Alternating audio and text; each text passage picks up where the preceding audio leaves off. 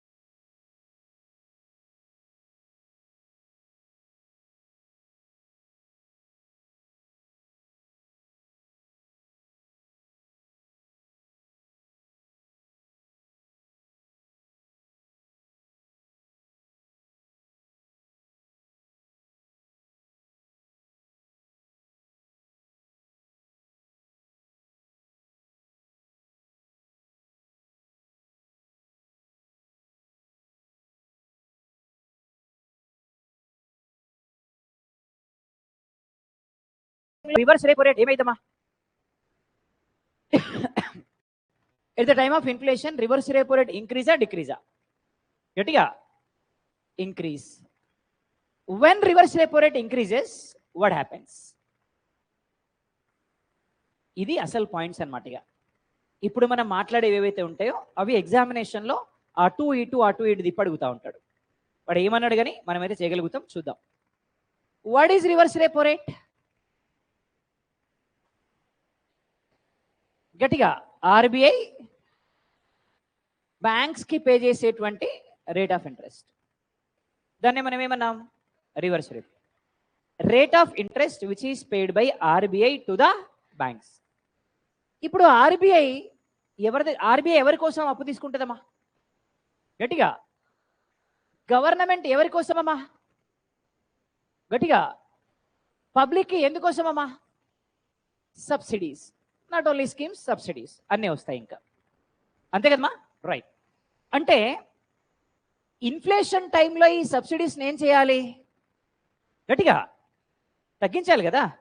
అంటే ఇప్పుడు ముసలోళ్ళకి పెన్షన్ వస్తుంది అనుకోండి అమ్మా, 4000 పెన్షన్ వస్తే కొనేది వేరు, 1000 పెన్షన్ వస్తే కొనేది వేరు. Is it right or not? 4000 pension వచ్చింది అనుకోండి, 4000 మందమే కొంటారు. అప్పుడు 4000 మార్కెట్లో సప్లై అవుతాయి. Yes or no? 1000 పెన్షన్ వస్తే 1000 మందమే కొంటారు, అప్పుడు మార్కెట్లో 1000 సప్లై అవుతాయి. Right or not? అంటే సబ్సిడీస్ని తగ్గిస్తే మనీ సప్లై ఏమైంది? గట్టిగా. సో సబ్సిడీస్ తగ్గించాలి అంటే గవర్నమెంట్ ఏం చేయాలి? ఇప్పుడు ఫర్ ఎగ్జాంపుల్ గవర్నమెంట్కి డబ్బులు లేవమ్మా, గవర్నమెంట్ దగ్గర డబ్బులు లేవు. ఎవరిని అడిగింది గవర్నమెంట్? ఆర్బీఐ దగ్గర కూడా లేవు. ఆర్బీఐ ఎవరిని అడిగింది? బ్యాంకులను అడిగింది. ఇప్పుడు బ్యాంకులకి బయట 2% రేట్ ఆఫ్ ఇంట్రెస్ట్ వస్తుంది. బయట లోన్స్ ఇస్తే పబ్లిక్కి 2% రేట్ ఆఫ్ ఇంట్రెస్ట్ వస్తుంది. బ్యాంకులు ఏమంటాయంటే ఇదే 2% రేట్ ఆఫ్ ఇంట్రెస్ట్ మీరు ఇస్తా అంటే నేను మీకు అప్పిస్తా అంటది. అర్థమైందమ్మా? అర్థమైందా? అర్థం కాలేదా? అర్థమైంది కదా. బయట పబ్లిక్ ఇస్తే 2% రేట్ ఆఫ్ ఇంట్రెస్ట్ వస్తుంది, ఇదే 2% రేట్ ఆఫ్ ఇంట్రెస్ట్ మీరు ఇస్తా అంటే మీకు ఇస్తా అంటది. ఎవరు? గట్టిగా ఎవరు? సో సరే ఇస్తామని చెప్పి ఆర్బీఐ తీసుకుంటుంది. జనరల్గా అయితే ఆర్బీఐ ఎప్పుడూ కూడా 1%, 1.2% తీసుకునేది. కానీ ఇప్పుడు ఎంత పర్సెంట్ తీసుకుంది? గట్టిగా. ఇప్పుడు ఆర్బీఐ గవర్నమెంట్కి ఇచ్చేటప్పుడు ఇదే రేట్ ఆఫ్ ఇంట్రెస్ట్కి ఇస్తుందా, తక్కువకి ఇస్తుందా? అదేంటి ఇవ్వచ్చు, లేదా ఎక్కువకైనా ఇవ్వచ్చు, తక్కువైతే ఇయ్యదు కదా. Is it right or not? 2% rate of ఇంట్రెస్ట్కి గవర్నమెంట్కి ఇస్తుంది. 2% రేట్ ఆఫ్ ఇంట్రెస్ట్ అనేది గవర్నమెంట్కి చాలా బడేను. అప్పుడు గవర్నమెంట్ ఏం చేస్తుందంటే అవసరం ఉన్న స్కీమ్స్ ఏవో వాటికి మాత్రమే ఖర్చు పెడుతుంది, అన్ని స్కీమ్స్కి ఖర్చు పెట్టదు. Yes or no? గట్టిగా ఎస్ ఆర్ నో? ఆటోమేటిక్గా సబ్సిడీస్ ఏమైపోయినాయి? ఎందుకు తగ్గిపోయినాయి? పబ్లిక్ ఎక్స్పెండిచర్ ఆర్బీఐ తగ్గించింది, గవర్నమెంట్ తగ్గించింది కాబట్టి తగ్గిపోయినాయి. అవునా కదమ్మా? So reverse repo rate inflation టైంలో ఇంక్రీజ్ అవుతుంది. ఎందుకు అంటే కొద్దిగా పక్కకి వేసుకోవచ్చు కదమ్మా మీరు, పాపం వాళ్ళు అటు ఇటు రావడానికి ఇబ్బంది అవుతుంది కదా. ముందు వెనక వేసుకోండి, లేకపోతే సైడ్ బై సైడ్ కూర్చున్నారు మీరు ఇద్దరు. నువ్వు అటు సైడ్ వేసుకో, అది ఇంకా ఉత్తమమైన పని. రైట్. సో ఏమన్నా మనం ఇన్ఫ్లేషన్ టైంలో రివర్స్ రెపో రేట్ ఏమవుతుందమ్మా? ఇంక్రీజ్. ఎందుకు రివర్స్ రెపో రేట్ ఇంక్రీజ్ అవుతుంది? గవర్నమెంట్ ఏం చేయాలి? పబ్లిక్ ఎక్స్పెండిచర్ని, దానివల్ల సబ్సిడీస్ ఏమవుతాయి? దానివల్ల ఇన్ఫ్లేషన్ ఏమైంది? తగ్గిపోతుంది. అర్థమైందమ్మా?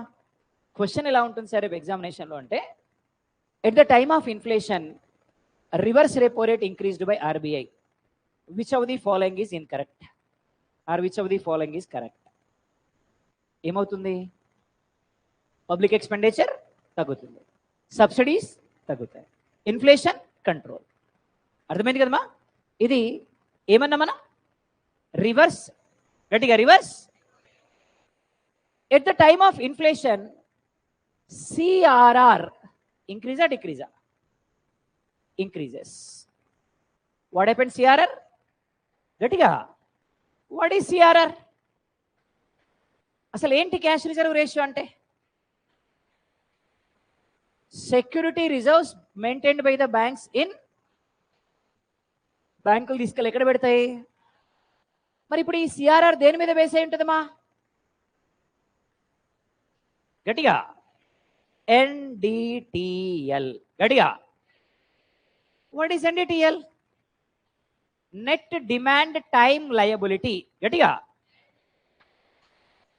ఇప్పుడు ఫర్ ఎగ్జాంపుల్ బ్యాంకు దగ్గర 100 రూపీస్ ఉన్నాయి అనుకోండమ్మా, 4% ఆర్బీఐలో పెట్టాలి అంటే 4 రూపీస్ పెట్టాలి. అప్పుడు బ్యాంకు దగ్గర ఎన్ని ఉంటాయి? అర్థమైంది కదమ్మా? అంటే బ్యాంక్ ఏం చేయొచ్చు? 96 రూపాయలు లోన్లు ఇవ్వచ్చు. ఒకవేళ ఈ 96ని కూడా తగ్గించాలి, అప్పుడు ఆర్బీఐ ఏం చేయాలి?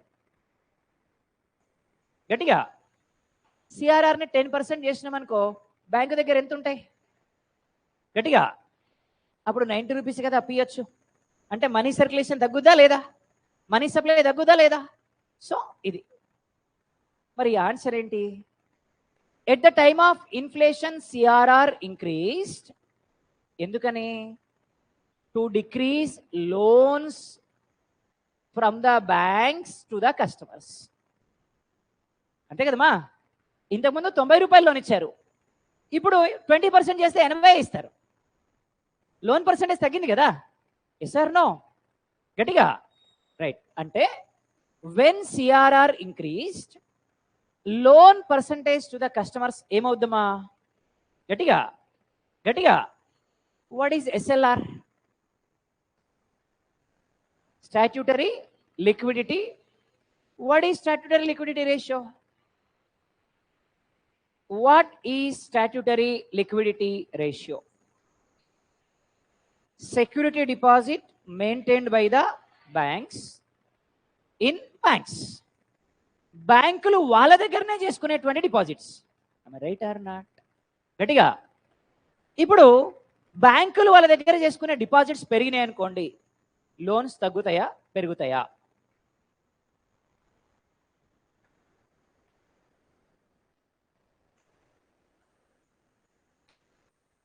రైట్. సి ఫర్ ఎగ్జాంపుల్ నా దగ్గర 2 lakhs ఉన్నాయమ్మా, 2 లక్షలు ఉన్నాయి. ఈ 2 లక్షలలో 1 లక్ష పెట్టి నేను ఫ్లాట్ కొనుక్కున్నాను. ఓకే, ఇంకో 1 లక్ష బ్యాంకులో డిపాజిట్ చేశాను. ఆఫ్టర్ 5 years ఈ ప్లాట్ పెరగొచ్చుగా, పెరిగితే 1,20,000 అయితే ఇదిగా. Yes or no? 1,00,000 రూపాయలు 1,20,000 అవుతాయా? 1,02,000 అవుతాయి. Yes or no? గట్టిగా. అంటే ఎప్పుడు బ్యాంక్స్ అసెట్స్ మెయింటైన్ చేస్తే వాళ్ళ దగ్గర రిజర్వ్స్ పెరుగుతాయా, క్యాష్ మెయింటైన్ చేస్తే రిజర్వ్స్ పెరుగుతాయా? గట్టిగా. అప్పుడు మరి బ్యాంక్ ఏం చేస్తుంది?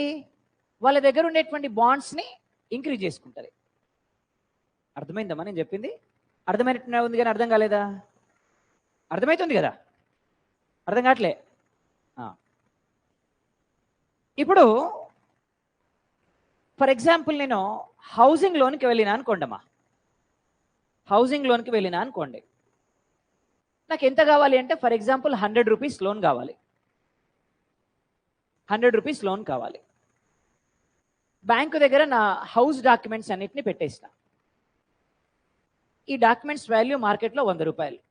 100 రూపాయలు. ఇప్పుడు నాకు బ్యాంక్ ఏం చేస్తుంది అంటే 100 ఇయ్యదు, 80 రూపీసే ఇస్తుంది. అర్థమైందా? నాకు ఇచ్చేది ఎంత? గట్టిగా. కానీ నా దగ్గర నుంచి బ్యాంకు తీసుకుంది ఎంత? గట్టిగా. ఇప్పుడు మార్కెట్లో 100 రూపాయలు మార్కెట్లో సప్లై చేస్తుందా, 80 రూపాయలు సప్లై చేస్తుందా? ఎట్లా అంటే ఈ 100 రూపాయల బాండ్ని తీసుకెళ్లి RBIలో పెట్టి 100 రూపాయలు తెచ్చుకుంటుంది. అర్థమైందమ్మా? అర్థమైందా లేదా? ఈ 100 రూపాయల బాండ్ తీసుకెళ్లి RBIలో పెట్టి 100 తెచ్చుకుంటుంది. 100 రూపాయలకి లోన్ 100 రూపాయలు లోన్ ఇస్తుంది. రెండు రకాలుగా అడ్వాంటేజ్. ఒకటి, నా 80 రూపాయల మీద రేట్ ఆఫ్ ఇంట్రెస్ట్ వస్తుంది, 100 రూపాయల మీద కూడా రేట్ ఆఫ్ ఇంట్రెస్ట్ వస్తుంది. అర్థమైందా? అర్థం కాలే? అర్థమైంది? అర్థం కాలేదా?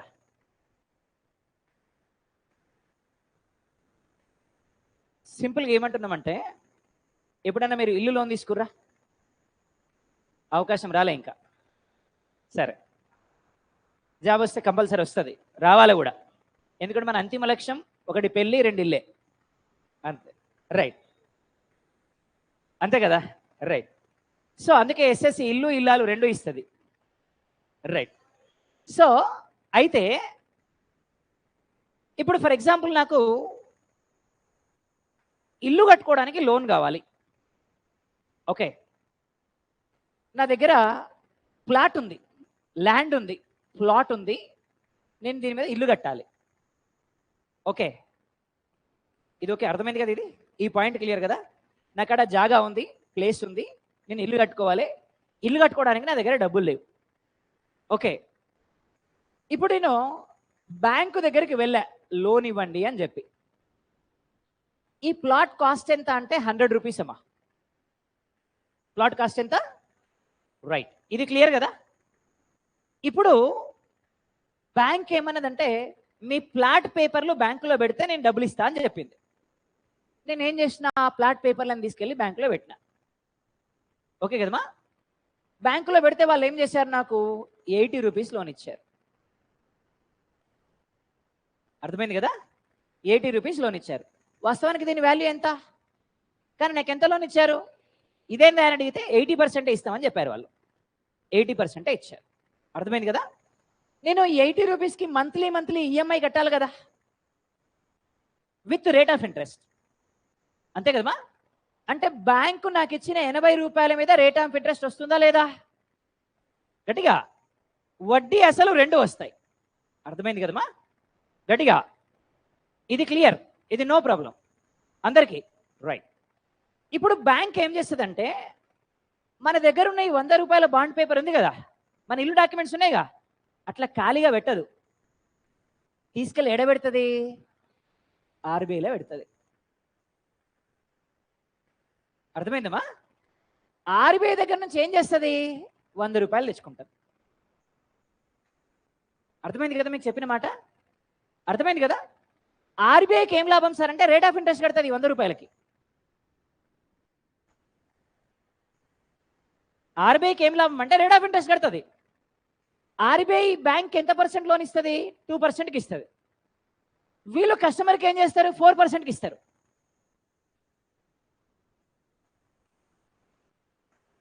అర్థమైందా? అర్థమైందా? రెండు రకాలుగా లాభం. ఒకటేమో ఇక్కడ నీకు 4% వస్తుంది, ఇంకోటేమో ఇక్కడ 4% వస్తుంది. 8% వడ్డీ వస్తుంది. అంటే 100కి 8 రూపాయలు వస్తుంది. ఆర్బీఐ కట్టేది 2 రూపాయలే, 6 రూపాయలు లాభమేగా. అర్థం కాలే? అర్థమైందా లేదమ్మా? 6 రూపాయలు లాభమేగా. ఎస్. ఇప్పుడు ఆ బ్యాంక్ ఇచ్చిన 80 రూపాయలు తిరిగి కడదాం అనుకుంటున్నాం. పోయినాం, సార్ నాకు 80 రూపాయలు వచ్చినాయి, నేను కట్టేస్తున్నా, తీసుకోండి అని ఇచ్చినాం. నా బాండ్ పేపర్ నాకు ఇవ్వండి అని చెప్పినాం. ఆర్బీఐ ఏమంటది, బ్యాంక్ ఏమంటది అంటే, sir as per the bank norms 24 hours తర్వాత మీ డాక్యుమెంట్ మీకు ఇస్తామని చెప్తుంది. అసలు మ్యాటర్ ఏంది? ఆడలేవు. అర్థమైంది కదా? ఇప్పుడు మనం కట్టిన 80 రూపాయలు ఉన్నాయి కదా, తీసుకెళ్ళి ఆర్బీఐలో కట్టేసి ఆ డాక్యుమెంట్స్ తీసుకొచ్చి మనకి ఇస్తారు. బ్యాంక్ ఏమైనా నష్టమా? బ్యాంక్ ఏమైనా నష్టమా? ఇది ఇస్తుంది ఆర్బీఐ. బ్యాంక్ బతికేదే ఇట్లా. అర్థమైందమ్మా? బ్యాంకు బతికేదే ఇట్లా. క్లారిటీ వచ్చింది కదా? రైట్. ఇక్కడున్న ఈ బాండ్స్ని మనం ఏమంటామంటే ఎస్ఎల్ఆర్. ఏమనాలి? ఇన్ఫ్లేషన్ టైంలో బ్యాంకులు ఏం చేస్తాయంటే ఈ బాండ్స్ ఎక్కువ పెంచుకునే ప్రయత్నం చేస్తాయి. ఎందుకంటే భవిష్యత్తులో ఎక్కువ వడ్డీకి లోన్ ఇవ్వచ్చుగా, ఎక్కువ వడ్డీకి లోన్ ఇవ్వచ్చు కదా. అందుకని ఏం చేస్తాయి? బ్యాంకులు వాళ్ళ దగ్గర ఉన్న బాండ్స్ని పెంచుకునే ప్రయత్నం చేస్తాయి. అంటే ఇన్ఫ్లేషన్ టైంలో ఎస్ఎల్ఆర్ ఏమైద్దామా? గట్టిగా ఎందుకు increase? To increase securities. To increase what? ఒక క్లారిటీ వచ్చింది. No problem. రైట్. చలో ఇప్పుడు చెప్పండి.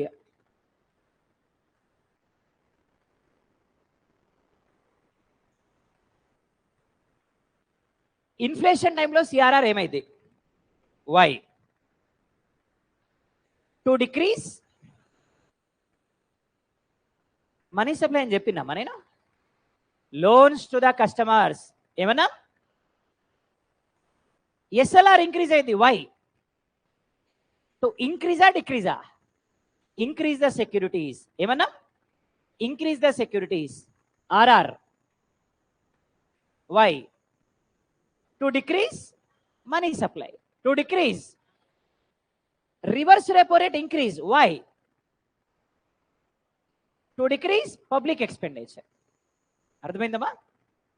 ఒక్క చిన్న పదమే మొత్తాన్ని డిసైడ్ చేస్తాయి అన్నట్టు. రైట్. ఈ కాన్సెప్ట్ అర్థమైంది. డిఫ్లేషన్ టైంలో ఏమైంది? సిఆర్ఆర్ గట్టిగా, ఎస్ఎల్ఆర్ గట్టిగా, RR, triple R, why CRR decreased. Why CRR decreased?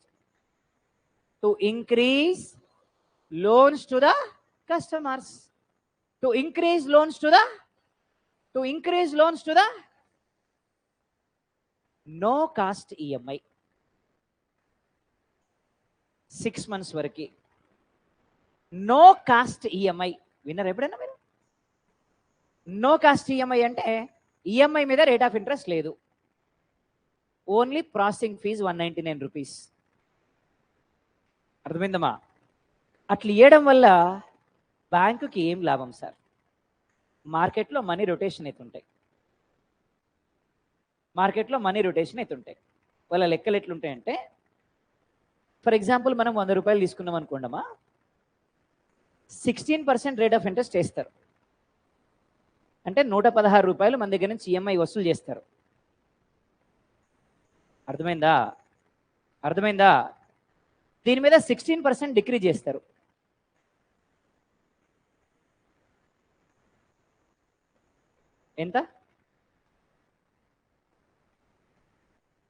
ఎంతమ్మా?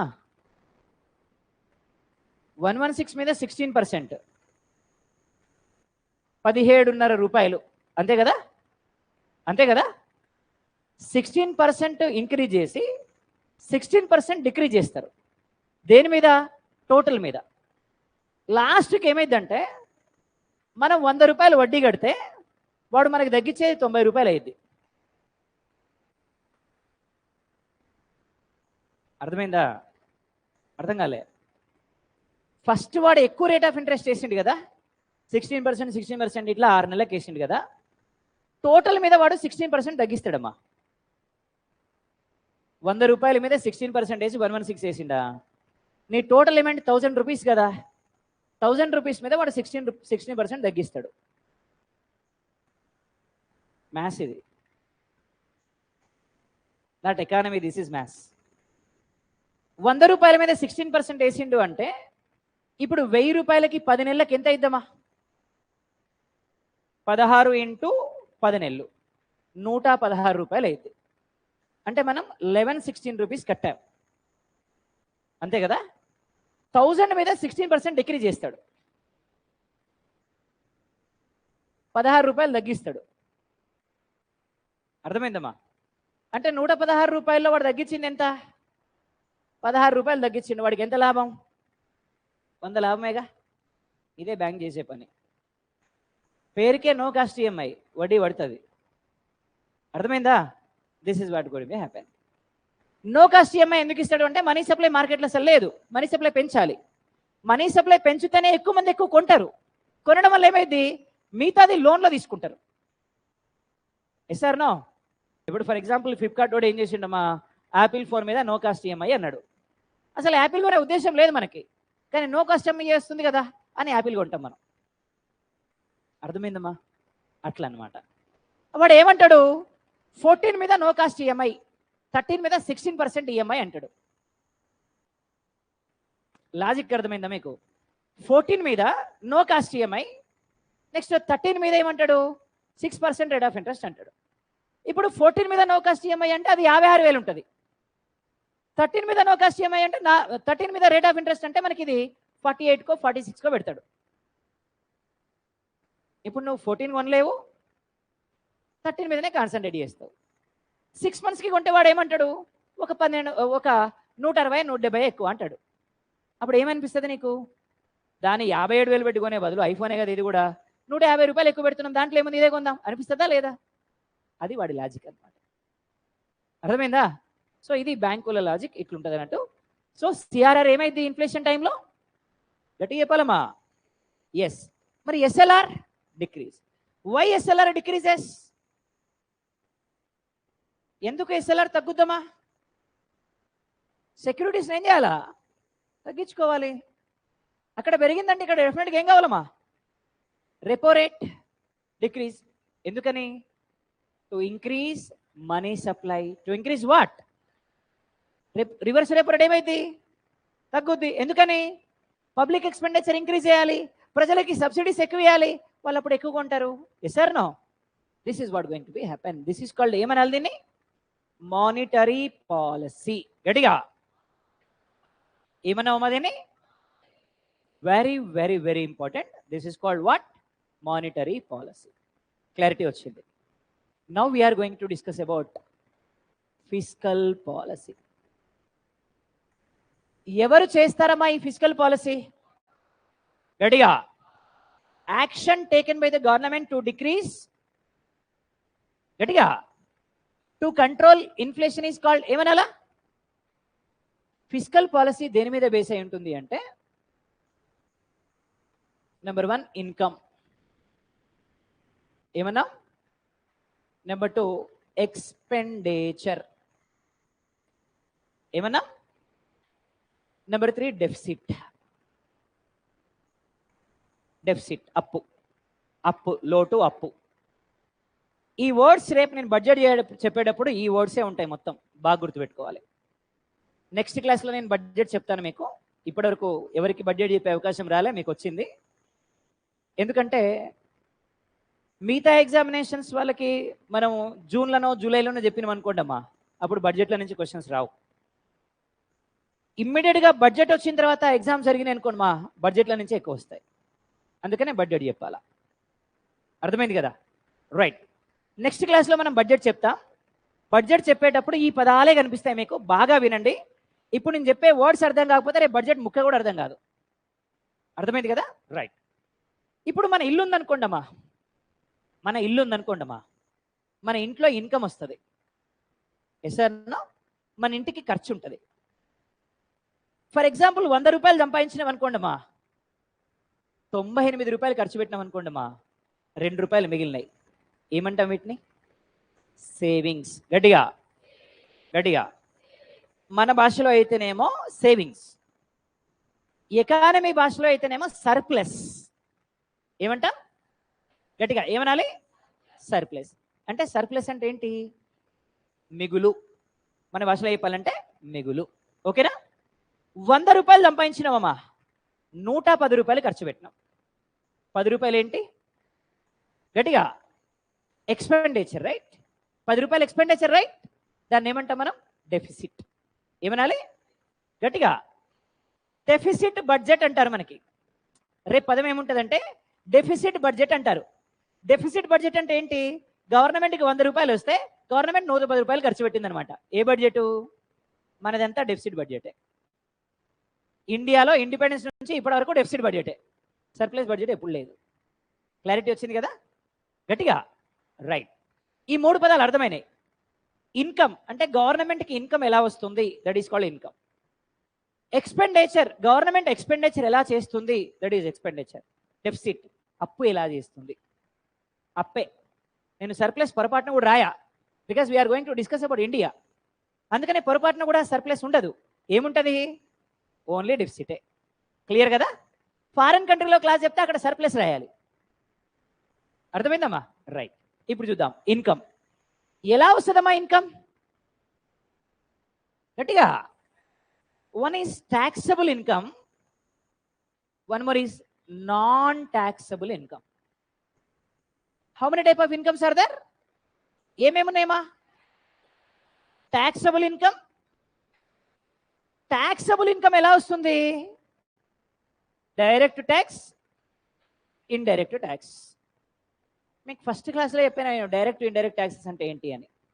గుర్తుందా? చెట్టు మనదే, నీళ్లు మనయే, పండ్లు కూడా మనయే, ఇది direct tax.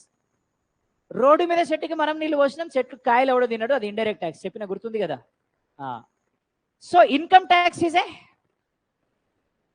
Corporation tax is a, GST is a. Clarity వచ్చింది? No problem, right? Income 2 types, taxable income, non-taxable income. Taxable మళ్ళీ 2 types, direct tax, indirect tax. What about this non-taxable income? ట్యాక్సులు వేయకపోయినా గవర్నమెంట్కి ఇన్కమ్ వస్తుంది. How? Fees. SSC notification వచ్చింది, fee కడతారు మీరంతా. Government ఇన్కమే కదా? Yes sir no? మొన్న లాస్ట్ టైం గ్రూప్ డి పడింది. 10 కోట్ల మంది అప్లై చేశారు. 10 కోట్లు ఇంటూ 500 ఇన్కమేగా? గట్టిగా మీరు అప్లై చేసే ఫీజులతోటి ఒక నెల జీతం ఇవ్వచ్చు గవర్నమెంట్ ఎంప్లాయీస్ అందరికీ. అంత ఇన్కమ్ వస్తుంది గవర్నమెంట్కి. అర్థమైందమ్మా? ఫీజులు. Next fine. పోతున్నాం, హెల్మెట్ పెట్టుకోలే, 1000 రూపాయలు రాసిరు ఫైన్, కట్టాల్సిందేగా, ఫైన్లు. చలాన్. పోతున్నాం, సిగ్నల్ జంప్ చేసినాం, ఇంటికి చలాన్ వచ్చింది, కట్టాలగా, చలాన్. Rate of interest. కొన్ని రాష్ట్రాలు పక్క రాష్ట్రాలకు అప్పిస్తాయి. నేను చెప్పింది కొన్ని రాష్ట్రాలు, ఏపీ తెలంగాణ కాదు. ఏపీ తెలంగాణ 2 దిక్కుమాల రాష్ట్రాలే, తెచ్చుకోవడమే కానీ ఇచ్చేది లేదు. నేను అందుకే కొన్ని రాష్ట్రాలు అన్నా. అర్థమైంది కదమ్మా? పక్క రాష్ట్రాలకు అప్పిస్తాయి, వడ్డీ వస్తుంది, అది కూడా ఇన్కమే. క్లియర్? Next rents. గవర్నమెంట్ బిల్డింగ్లు ఉంటాయి, రెంట్లు వస్తుంది. బస్ స్టాండ్ ఉంది, దిల్సుఖ్నగర్ బస్ స్టాండ్, అందులో కొన్ని షాప్స్ ఉన్నాయి, షాప్స్ నుంచి వచ్చే రెంట్ ఉంది, అది ఇన్కమే. అర్థమైందమ్మా? ట్యాక్సులు వేయకపోయినా గవర్నమెంట్కి ఇన్కమ్ ఎలా వస్తుంది అంటే ఇట్లా వస్తుంది. ఎలా వస్తుంది? Fees, fine, challan, rate of interest, రెంట్ల ద్వారా వస్తుంది. క్లారిటీ వచ్చింది? No problem. క్లారిటీ వచ్చింది కదమ్మా? నో ప్రాబ్లం కదా? ఎక్స్పెండిచర్. గవర్నమెంట్ ఖర్చు ఎలా పెడుతుంది? రేపు మేము చెప్పే బడ్జెట్లో నిర్మలమ్మ చదివిన పదాలు అన్నీ ఉంటాయి. ఇప్పుడు నేను చెప్పే దాంట్లో expenditure 2 types. One is revenue expenditure, 2 capital expenditure. Revenue expenditure, what is revenue expenditure, what is capital expenditure చూద్దాం. ఈ మధ్య వైజాగ్ వెళ్ళొచ్చాం. ఓ 20,000 ఖర్చు అయింది. ఎట్లయిందంటే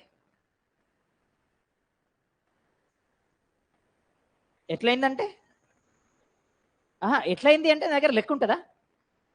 పోయిందే ఖర్చు పెట్టడానికి రాసుకుంటాం. అన్ని డీజిల్ ఇంత కొట్టించినాం, ఇక్కడ ఆపి కాఫీ తాగినాం, ఇక్కడ ఆగి ఛాయ్ తాగినాం, రాసుకోం కదా. పోయిందే ఖర్చు పెట్టడానికి, ఖర్చు పెట్టినాం అంతే. 20,000 అయిపోయింది. పోనీ ఇంటికి వచ్చి ఏమైనా వెనక్కి చూసుకుంటే ఏమైనా అనిపిస్తుందా? ఏముండదు. ఓన్లీ ఎక్స్పెండిచర్ ఉంటుంది, ఆనందం మిగులుతుంది. దాన్ని ఏమనాలి మనం? ఏం మిగులుతుంది? ఆనందం. అర్థమైంది కదమ్మా? దాన్ని ఏమనాలి మనం గట్టిగా? ఎస్. ఇక్కడ రెవెన్యూ ఎక్స్పెండిచర్ అంటే ఏంటంటే వెల్ఫేర్ స్కీమ్స్కి ఖర్చు పెడతారు. గవర్నమెంట్ ఏం చేస్తుందంటే వెల్ఫేర్ స్కీమ్స్కి ఖర్చు పెడుతుంది. వెల్ఫేర్ స్కీమ్స్ నుంచి రిటర్న్స్ ఏమైనా వస్తాయా? ఆనందం మిగులుద్ది గవర్నమెంట్కి. Is it right or not? దాన్ని ఏమంటారమ్మా? Revenue expenditure. అర్థమైంది కదా? All expenditures to the welfare schemes is called ఏమనాలి గట్టిగా? All expenditures in the form of గట్టిగా. Next capital expenditure. ఊర్లో ఇల్లు కట్టాలనుకున్నాం ఊర్లో. సుతారం వేస్తున్న పిలిచినాం. ఒక డబుల్ బెడ్రూమ్ ఇల్లు కట్టాలి అన్నాం. 15 లక్షలు ఇయ్యి సార్, జబర్దస్త్ ఇల్లు కట్టిస్తా అని చెప్పిండు. 15 లక్షలు ఇచ్చినాం. ఇల్లు అయిపోయింది. ఎప్పుడన్నా 15 లక్షలు ఎడిపోయినాయని చూస్తే ఇంటి ముందర చేరేసుకొని కాలు మీద కాలేసుకొని అటు చూస్తే దర్జా కనబడుతుంది ఇల్లు. దాన్ని ఏమంటారు సార్ అంటే క్యాపిటల్ ఎక్స్పెండిచర్. కళ్ళ ముందు ఆస్తి ఉంటుంది, డబ్బులు అయిపోతాయి. దాన్ని ఏమనాలి గట్టిగా? అంటే క్యాపిటల్ అసెట్స్ మీద పెట్టేటువంటి ఖర్చుని మనం ఏమనాలి? పోలవరం ప్రాజెక్ట్ కడుతున్నారు, ఏ ఖర్చు గట్టిగా? పోలవరం ప్రాజెక్ట్ ఏది? కాళేశ్వరం కట్టారు, ఏది గట్టిగా? గంగా మీద ఒక ప్రాజెక్ట్ కడుతున్నారు, ఏది? రోడ్లు వేస్తున్నారు, ఏది? ప్రాజెక్టులు కడుతున్నారు, ఏది? ఏమర్థమైంది? అసెట్స్ మీద పెట్టేటువంటి ఖర్చు. జగనన్న గోరుముద్ద ఏ ఖర్చమ్మా? జగనన్న అమ్మ ఒడి, జగనన్న కంటి వెలుగు. ఏమర్థమైంది? వెల్ఫేర్ స్కీమ్స్కి పెట్టే ఖర్చు అంతా కూడా ఏ ఖర్చు గట్టిగా? ఆంధ్రప్రదేశ్లో క్యాపిటల్ కంటే రెవెన్యూ ఎక్స్పెండిచర్ ఎక్కువ. I right or not? జనరల్గా ఏ స్టేట్లోనైనా ఏం ఎక్కువ ఉండాలి, కానీ ఆంధ్రప్రదేశ్లో ఏం ఎక్కువ. అందుకని ఇక మీకు అర్థమైంది అది. రైట్. సో మళ్ళీ రెవెన్యూ ఎక్స్పెండిచర్ని మనం 2 typesగా చెప్పచ్చు. ఏముంటాయి సార్ అంటే planned expenditure, non planned expenditure. Capital కూడా 2 types, planned expenditure, non planned expenditure. Sir planned అంటే ఏంటి, నాన్ ప్లాన్డ్ అంటే ఏంటి చూద్దాం ఒకసారి. హైదరాబాద్లో ఉన్నాం, మన ఖర్చులు నెలకు ఉంటాయి. జీతం రాగానే ఇంట్లో సామాన్లన్నీ కొనుక్కొచ్చుకుంటాం. Yes or no? పాలోడికి డబ్బులు తీస్తాం, పెరుగోడికి డబ్బులు తీస్తాం, ఇంట్లో సామాన్లకు డబ్బులు తీస్తాం. సామాన్లకు కూడా లెక్క ఉంటుంది. 1 కేజీ పప్పు, 3-4 కేజీల నూనె, ఇట్లా పల్లీలు గిల్లీలు, ఇడ్లీ రవ్వ, రవ్వ, ఈ రవ్వ, సబ్బులు గీపులు మొత్తం కలిపి ఒక లిస్ట్ ఉంటుంది. ఒక 5,000. దీంతో పాటు ఏముంటుంది సార్ అంటే సండే చికెన్ ఉంటుంది. వీక్లో ఒకసారి సండే చికెన్ ఉంటుంది. ఈ 4 వారాల చికెన్కి కూడా మనం డబ్బులు తీసి పెడతాం, ముందే హోమ్ మినిస్టర్కి ఇస్తాం. Is it right or not? Yes. ఇప్పుడు హోమ్ మినిస్టర్ యాజ్ ఇట్ ఈస్గా మన ప్లాన్లో ఏముందో అదే ఖర్చు పెట్టిరు అనుకోండి, planned. Yes or no? Non planned అంటే ఏంటి సార్? ఇప్పుడు మనకి చికెన్ ఎప్పుడు ఉండాలి? గట్టిగా సండే ఉండాలి. Yes or no? కానీ ఊర్ల నుంచి ఫ్రెండ్ వచ్చిండు వెనస్డే రోజు. ఊర్లో నుంచి ఫ్రెండ్ వచ్చిండు వెనస్డే రోజు. చికెన్ తేవాలనా వద్దా? గట్టిగా. వాడు ఎప్పుడు రావాలి? కానీ ఎప్పుడు వచ్చిండు? అట్టేట్ వస్తాడు మరి? Is it right or not? సరే వచ్చిండు వెనస్డే, చికెన్ తేవాలిగా. ఒక చికెన్తో పోద్దా? తేవాలి కదా మరి. అరే ఎక్స్పెక్టేషన్స్ ఉంటాయి మినిమం. వాడు ఇంటి దగ్గర నుంచి బయలుదేరేటప్పుడే ఫోన్ చేశాడు, మామ వస్తున్నారా అంటాడు. Is it right or not?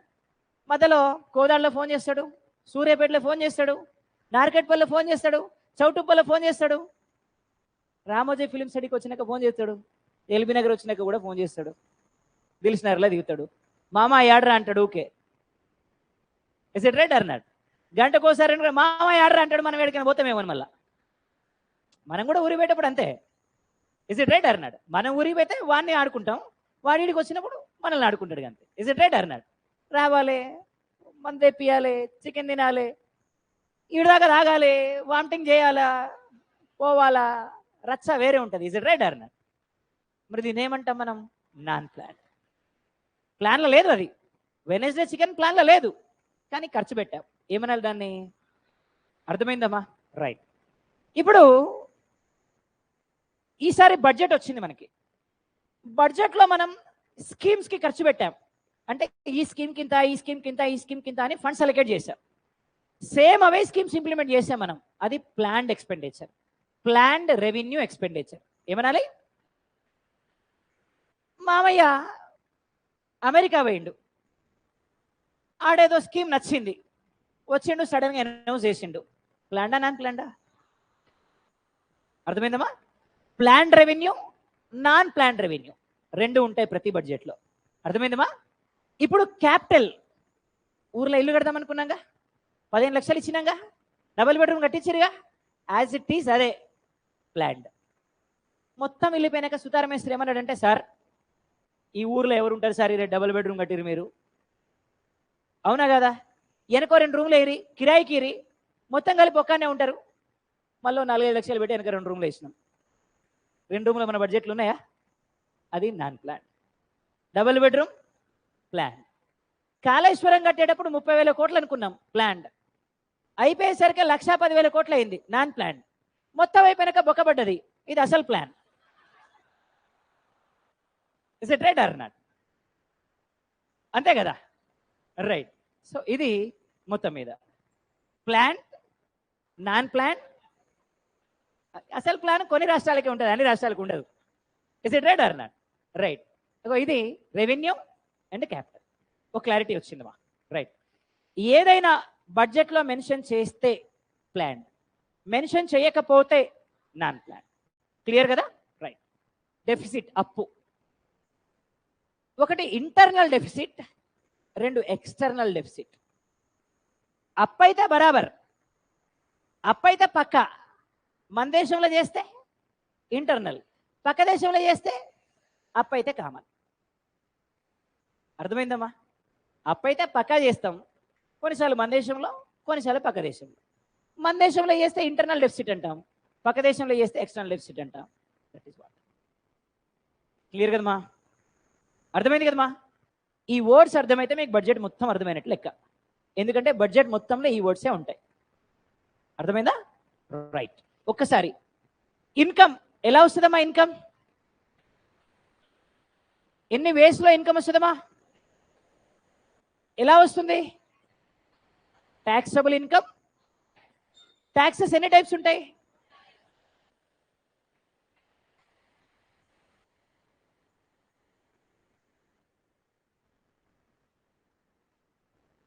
Direct tax, direct tax. Example for direct tax: income tax, corporation tax. ఏ ట్యాక్స్ అన్నా? Non taxable income, fees, fine, challan, rate of interest, ఇవన్నీ. ఎక్స్పెండిచర్ ఎన్ని టైప్స్ ఉంటుందమ్మా? ఏమేమి ఉంటాయి? రెవెన్యూ ఎక్స్పెండిచర్, రెవెన్యూ ఎక్స్పెండిచర్ ఎన్ని types? ఏమేమి ఉంటాయమ్మా? Plan revenue, right. ప్లాన్ అంటే బడ్జెట్లో మెన్షన్ చేయాలి, నాన్ ప్లాన్ అంటే చేయొద్దు. క్లియర్ కదా? ఇప్పుడు ఇన్కమ్ ఎలా వస్తుంది? Through the taxes. ఏమేం ట్యాక్సెస్ ఉంటాయి చూద్దాం ఒకసారి. Types of taxes.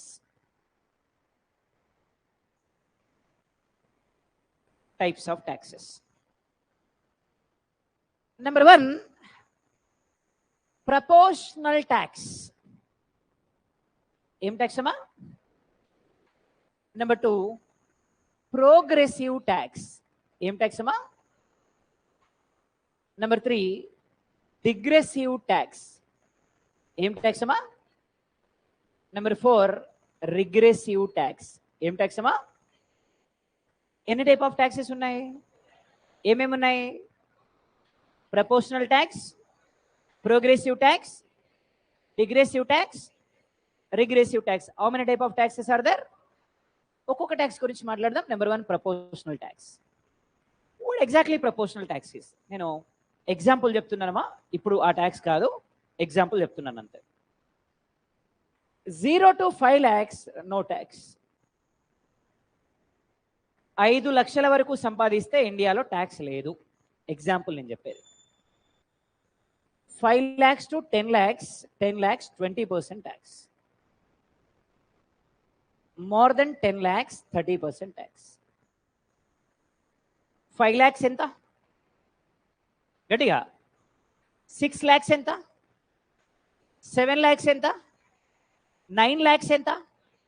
10 lakhs ఎంత? 10 lakhs, 10 lakhs, 15 lakhs, 20 lakhs, 30 lakhs. ఏమర్థమైంది?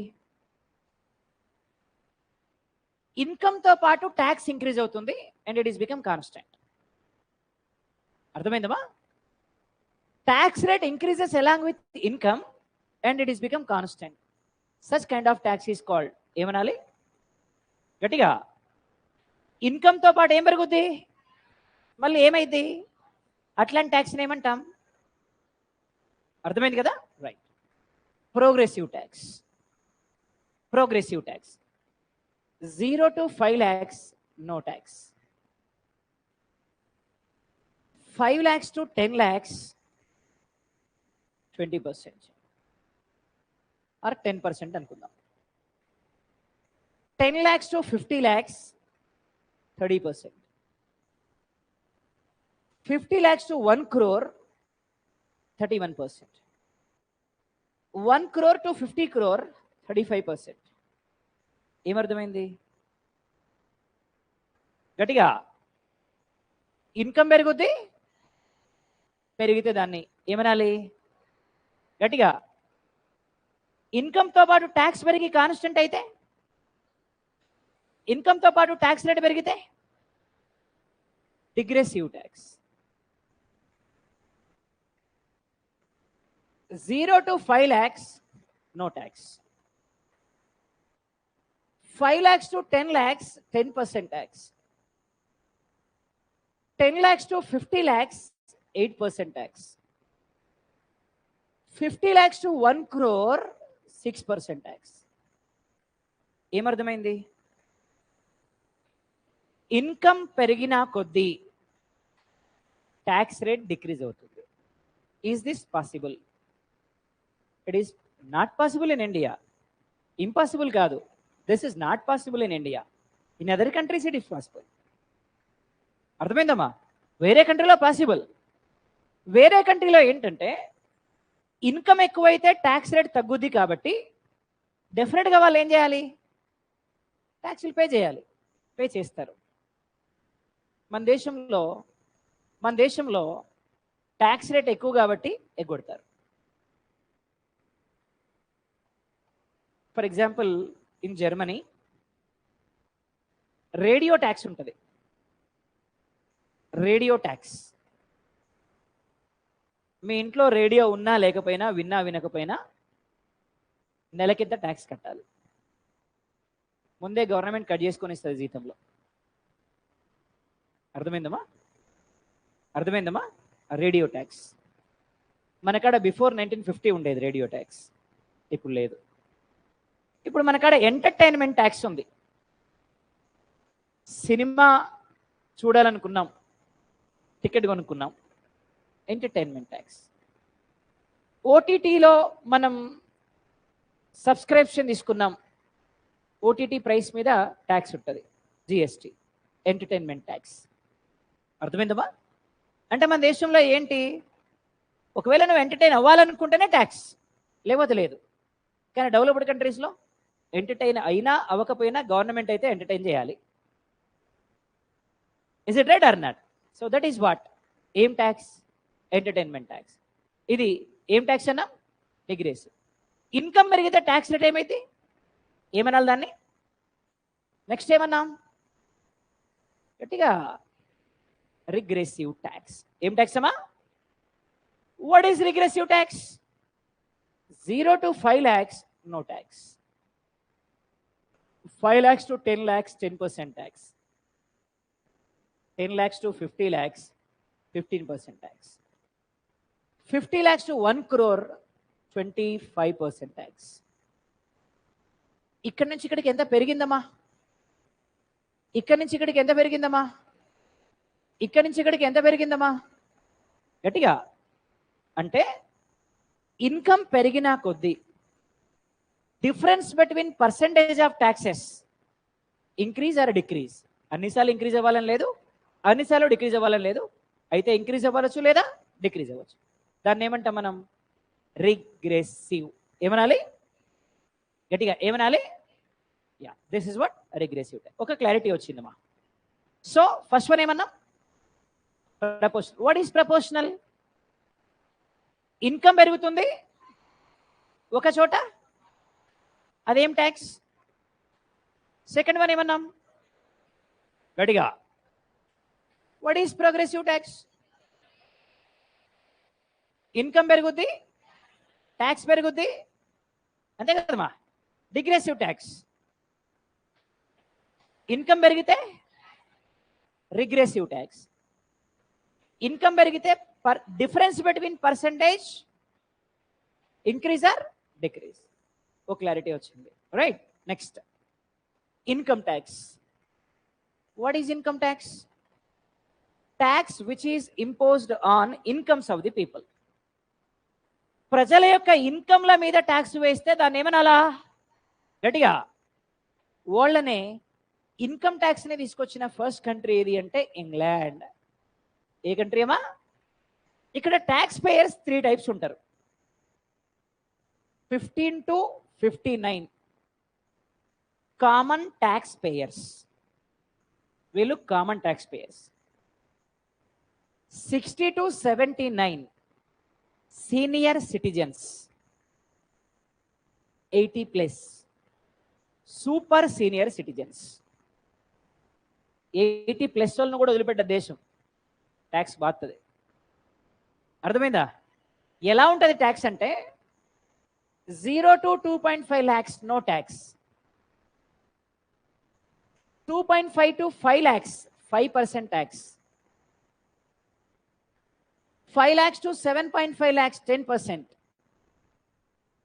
7.5 to 10 lakhs 20%, 10 to 12.5 lakhs 30%, more than 15 12.5 lakhs ఇది 25% tax, 12.5 to 15 lakhs 15% tax, more than 15 lakhs 30% tax. ఇది ట్యాక్స్ రేట్లు. అర్థమైందమ్మా? ముసలోళ్ళకి ఏం చేస్తారు సార్ అంటే 0 to 3 lakhs నో ట్యాక్స్, మిగతా అని సేవ్. అంటే ఒక 50,000 ఎగ్జామ్షన్ ఇచ్చారనమాట వాళ్ళకి. అర్థమైందమ్మా? Super senior citizens 0 to 5 lakhs no tax, remaining save. వీళ్ళకి 5 lakhs వరకు ఎగ్జామ్షన్ ఇచ్చారు. అర్థమైందమ్మా? అసలు ఈ ట్యాక్స్ని వరల్డ్లో ఇంట్రడ్యూస్ చేసింది ఫస్ట్ ఎవరు? ఏం ట్యాక్స్? ఇండియాలో ఉండే ట్యాక్స్ రేట్స్ ఇలా ఉంటాయి. అర్థమైందా? సంపాదిస్తే సంపద పన్ను, ఎంజాయ్ చేస్తే ఎంటర్టైన్మెంట్ ట్యాక్స్, పోతే డెత్ ట్యాక్స్. శ్మశాన వాటికల మీద పన్ను ఉంటుందమ్మా. చనిపోయేటప్పుడు శవాన్ని కాల్చాలి అంటే ట్యాక్స్ కట్టాలి గవర్నమెంట్కి. అర్థమైందా? Even though in rural areas, గ్రామీణ ప్రాంతాల్లో కూడా. సార్ రూరల్లో ఎప్పుడు అడగలేదు కదా మమ్మల్ని. అడగరు. ఒకేసారి కలిపి ఒక ట్యాక్స్ మీ ఇంటికి పంపిస్తారు, అది కట్టాలి. నల్లా బిల్లు, నల్లా ట్యాక్స్, ఇంటి ట్యాక్స్, ఇవన్నీ కలిపి కామన్గా ఒక ట్యాక్స్ పంపిస్తారు. సంవత్సరానికి ఒక 550 600 పంపిస్తారు. అందులో ఇది కూడా ఉంటుంది. అన్నీ కలిపి కట్టాలి మనం. అర్థమైందమ్మా? ఏదైనా ట్యాక్సే భారతదేశం. చిన్న పిల్లలు వేసుకునే డైపర్ల కానించి మొదలు పెడితే everything is tax in India. ఎట్లా సార్ భారతదేశం మనల్ని చేస్తుంది అంటే, చెరుకు మిషన్లో చెరుకు పెడితే మొత్తం రసం అయిపోయినాక పిప్పి వస్తుంది కదమ్మా, అట్లా చేస్తుంది మనల్ని. ఆంధ్రప్రదేశ్ తెలంగాణ ఏం చేస్తుంది సార్ అంటే, ఈ పిప్పి మీద కూడా కొన్ని నీళ్లు చల్లి మళ్ళా పెడుతుంది. అర్థమైంది కదా మీకు? సెంట్రల్ గవర్నమెంట్ ఏమో మొత్తం మీద చెరుకు మిషన్ల నుంచి మొత్తం రసం తీసేసి పిప్పి తీసింది. ఏపీ తెలంగాణ ఏం చేసింది, కొన్ని నీళ్ళు చల్లి మళ్ళా పెట్టింది. ఇంకేమన్నా రసం గీసం ఉంటే కారుతుందని. ఇది కథ. ఇన్ని ట్యాక్సులు ఉంటాయి మన కాడ. ఇప్పుడు మీకు అర్థమవుతుంది నేను చెప్తుంటా ఒక్కొక్క ట్యాక్స్ గురించి. ఏంద్ర నాయన ఈ జీవితం ఇంత దారుణంగా బతుకుతున్నావు మనకు అనిపిస్తుంది. అట్లుంటాయి. ఏం ట్యాక్స్? గట్టిగా ఏం ట్యాక్స్? ఇన్కమ్. ఏమన్నా? నెక్స్ట్ వెల్త్ ట్యాక్స్, సంపద పన్ను. హైదరాబాద్లో ఇల్లు ఉందనుకోండి, ఎంత ఏరియాలో ఉంటుందో ఏరియాకి ఇంత పన్ను. ఎన్ని స్క్వేర్ మీటర్స్, ఎన్ని స్క్వేర్ కిలోమీటర్స్, ఎన్ని యాడ్స్ అని అంటాం కదా మనం, దాని మీద పన్ను. 100 స్క్వేర్ యాడ్స్లో కట్టుకున్నాడికి ఒక ట్యాక్స్, 200లో కట్టుకున్నాడికి ఓ ట్యాక్స్, 300లో కట్టుకున్నాడికి ఓ ట్యాక్స్. దరిద్రం ఏంటి సార్ అంటే, సంవత్సరంలో 2 సార్లు కట్టాలి. 6 నెలలకు ఒకసారి ట్యాక్స్ కట్టాలి జిహెచ్ఎంసీకి. 6 నెలలకు ఒకసారి జిహెచ్ఎంసీకి ట్యాక్స్ కట్టాలి. అపార్ట్మెంట్లో డబుల్ బెడ్రూమ్ ఫ్లాట్ ఉంటే అదొక 1000 స్క్వేర్ ఫీట్ ఉంటే కనీసం 1400 కట్టాలి. 1500 రూపాయలు కట్టాలి. 6 నెలలకి 750 రూపాయలు కట్టాలి. 750 750 750 1500 రూపాయలు కట్టాలి సంవత్సరానికి. ఇది ట్యాక్స్. అర్థమైందమ్మా? ఒకవేళ హైదరాబాద్లో మీరు ల్యాండ్ కొనుక్కొని రిజిస్ట్రేషన్ చేసుకోవాలి తెలంగాణలో అంటే, లక్షకి 8% కట్టాలి. మనం కొన్న ఫ్లాట్ 50 లక్షలు అనుకోండమ్మా, 5 ఏళ్ళు 44 లక్షల రూపాయలు ట్యాక్స్.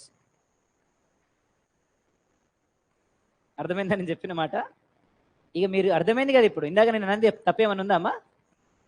మొత్తం పిప్పి తీసినాక నీళ్ళు జల్లి పెడుతురుగా, అట్లే ఇక. Is it right or not? అన్ని ట్యాక్స్లు ఉంటాయి ఇక్కడ. Wealth tax. ఏం ట్యాక్స్ అన్నా? గట్టిగా వెల్త్ ట్యాక్స్. Clear right? ఇది వెల్త్ ట్యాక్స్. ఇక తర్వాత నెక్స్ట్ ఏమన్నాం సార్ అంటే, గిఫ్ట్ ట్యాక్స్. గిఫ్ట్ ఇచ్చినా తీసుకున్నా ట్యాక్స్ కట్టాలి. సార్ ఇదేం సార్ గిఫ్ట్ ట్యాక్స్ అంటే,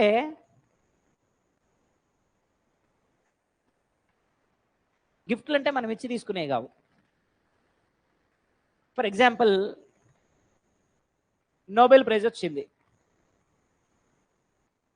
దాని మీద క్యాష్ అవార్డు ఉంటుంది, దాని మీద ట్యాక్స్ కట్టాలి. ఇప్పుడు క్రికెట్లో ఒక ట్రోఫీ గెలుచుకున్నారు, దాని మీద ట్యాక్స్ ఉంటుంది, అది కట్టాలి. బిఫోర్ 1985 ఎవరు ఇస్తున్నారో వాళ్ళు కట్టేవాళ్ళు. ఆఫ్టర్ 1985 ఎవరు తీసుకుంటున్నారో వాళ్ళు కట్టాలి. అర్థమైందమ్మా? దీన్ని బట్టి ఇండియాలో నిన్న భారతరత్న ఇచ్చారు. ఎవరికి ఇచ్చారు? కర్పూరి ఠాకూర్ అండ్ ఎల్కే అద్వానీ ఇద్దరికి ఇచ్చారు. ఎవరెవరికి ఇచ్చారు? Karpoori Thakur and L K Advani. కర్పూరి ఠాకూర్ అనేటైనా సీనియర్ స్వతంత్ర సమరయోధుడు, బీహార్కి మాజీ ముఖ్యమంత్రి. ఎవరైనా కర్పూరి ఠాకూర్. ఆయనకి ఎల్కే అద్వానీకి ఇద్దరికి ఇచ్చారు. అర్థమైంది కదమ్మా? ఇంతకీ ఎప్పుడు స్టార్ట్ అయింది భారతరత్న? 1954లో స్టార్ట్ అయింది. ఎప్పుడైనా ఒక అవార్డు వచ్చినప్పుడు దాని మీద విషయాలన్నీ తెలియాలన్నమాట. అప్పుడు మాత్రమే మీరు ఎక్కువ స్కోర్ చేయగలుగుతారు. ఈ ఇయర్లో ఎవరికి వచ్చిందో తెలిస్తే వాడు ఎగ్జామ్లో క్వశ్చన్ అడగడు. ఈ ఇయర్లో ఎవరికి వచ్చిందని అడగడు. దీని మీద అడిగే క్వశ్చన్లు డిఫరెంట్గా ఉంటాయి. ఎట్లా అడుగుతాడు చూడండి. ఇక ఎప్పుడు స్టార్ట్ అయిందమ్మా? గట్టిగా 54లో ఎంతమందికి ఇచ్చారంటే 3 మెంబర్స్కి ఇచ్చారు. ఎవరెవరికి ఇచ్చారు? సి రాజగోపాలాచారి, టిబి రామన్, సర్వేపల్లి ఇచ్చారు. రైట్. భారతరత్న అందుకున్నటువంటి ఫస్ట్ ఫారినర్ ఖాన్ అబ్దుల్ గఫార్ ఖాన్. గట్టిగా. Who is known as frontier Gandhi. Second foreigner Nelson Mandela. ఎవరమ్మా? మండేలా. ఏం పేరు? First president. గట్టిగా. ఫస్ట్ ప్రైమ్ మినిస్టర్ సారప్పుడు ప్రైమ్ మినిస్టర్, ఆయనకు ఆయన ఇచ్చుకున్నాడు. ఫస్ట్ ఉమెన్ మేడం అప్పుడు ప్రైమ్ మినిస్టర్, ఆమెకు ఆమె ఇచ్చుకుంది. ఫ్యామిలీ అంతే. ఎవరు ఇయ్యలే, వాళ్ళకు వాళ్ళే ఇచ్చుకున్నారు. మర్యాద ఏంది? ఎవరిని ఇస్తే మర్యాద, ఎవరిని ఇస్తే పద్ధతి. వాళ్ళకు వాళ్ళు ఇచ్చుకున్నాడు ఏంటండి? Is it right or not? ఇది మరి 1978 నుంచి 80 వరకు ఆపేశారు. 1994-95లో ఆపేశారు. 1980లో రీస్టార్ట్ చేసిన తర్వాత మళ్ళీ ఎవరికి ఇచ్చారంటే మదర్ తెరీసా. ఇక్కడ జనతా గవర్నమెంట్ ఆపేసింది, ఇక్కడ సుప్రీంకోర్టు తీర్పు ఆపేసింది. మళ్ళీ రీస్టార్ట్ చేసిన తర్వాత ఎవరికి ఇచ్చారంటే మదర్ తెరీసా. పోస్ట్మస్, మరణించిన తర్వాత మొట్టమొదటిసారిగా లాల్ బహదూర్ శాస్త్రి. ఎవరికి ఇచ్చారమ్మా? విదేశాల్లో మరణించినటువంటి మొదటి ప్రధాని లాల్ బహదూర్ శాస్త్రి. ఏం పేరమ్మా? ఆయనకి చనిపోయిన తర్వాత ఇచ్చారు. ఏం అవార్డ్? గట్టిగా. ఏం అవార్డమ్మా? భారతరత్న.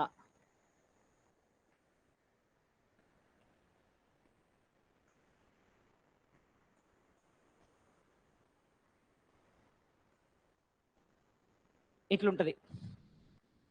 ఏమైనా అనిపించిందా దీన్ని చూస్తే మీకు? ఆకులెక్క అనిపించిందా? పీపల్ లీఫ్, రావి ఆకు. రావి చెట్టు ఉంటుంది కదమ్మా, పీపల్ లీఫ్. రావి చెట్టు ఆకారంలో ఈ ఆకు ఆకారంలో ఉంటుంది. ఇక్కడ ప్లాటినం కోటింగ్ ఉంటుంది. మన నేషనల్ అంబ్లం ఉంటుంది. మన నేషనల్ ఎంబ్లం ఉంటుంది. ఇక్కడ కింద సత్యమే వజయతే అని రాసి ఉంటుంది. ఏం రాసి ఉంటుంది? సత్యమే వజయతే అని రాసి ఉంటుంది. బ్యాక్ సైడ్ భారతరత్న అని రాసి ఉంటుంది. ఏం రాసి ఉంటుంది? India's highest civilian award Bharat Ratna. భారతదేశంలో అత్యున్నత సివిలియన్ అవార్డు ఏది? లేటెస్ట్గా ఎవరికి వచ్చింది? కర్పూరి ఠాకూర్, ఎల్కే అద్వానీ. ఎవరెవరికి వచ్చింది? కర్పూరి ఠాకూర్కి వచ్చింది, ఇంకా అద్వానీకి వచ్చింది ఈ అవార్డు. క్లియర్ కదా? రైట్. సో గిఫ్ట్ ట్యాక్స్ 85 కంటే ముందు ఎవరు ఇవ్వాలా? ఎవరైతే గిఫ్ట్ తీసుకుంటున్నారో, ఆ గిఫ్ట్ ఎవరైతే ఇస్తున్నారో వాళ్ళు. ఆఫ్టర్ 85 తీసుకున్న వాళ్ళు ఇవ్వాలి. అర్థమైంది కదమ్మా? Next corporation tax. ఏం ట్యాక్స్ అన్నా? గట్టిగా ఏం ట్యాక్స్ అన్నా? కంపెనీస్ యొక్క ప్రాఫిట్స్ పైన వేసేటువంటి ట్యాక్స్ని కార్పొరేషన్ ట్యాక్స్ అంటారు. ఎవరెస్ట్ అనే కంపెనీ ఉంది. ఎవరెస్ట్ అనే కంపెనీకి వచ్చే ప్రాఫిట్స్ ఉంటాయి కదా, ఆ ప్రాఫిట్స్ మీద వేసేటువంటి ట్యాక్స్ని ఏమనాలి? Tax on profits of the corporation. అర్థమైందమ్మా? Excise duty.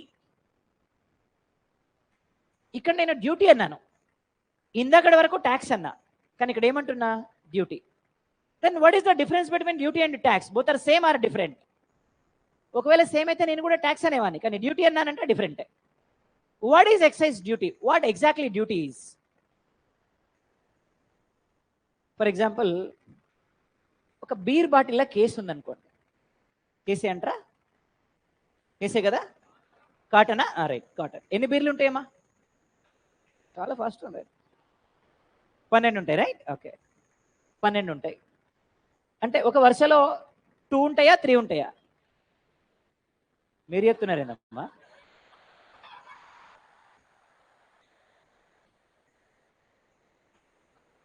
నేను అసలు ఎక్స్పెక్ట్ చేయలే. రైట్, ఓకే, వరుసలో 3 ఉంటాయి, అంతే కదా? రైట్. ఇప్పుడు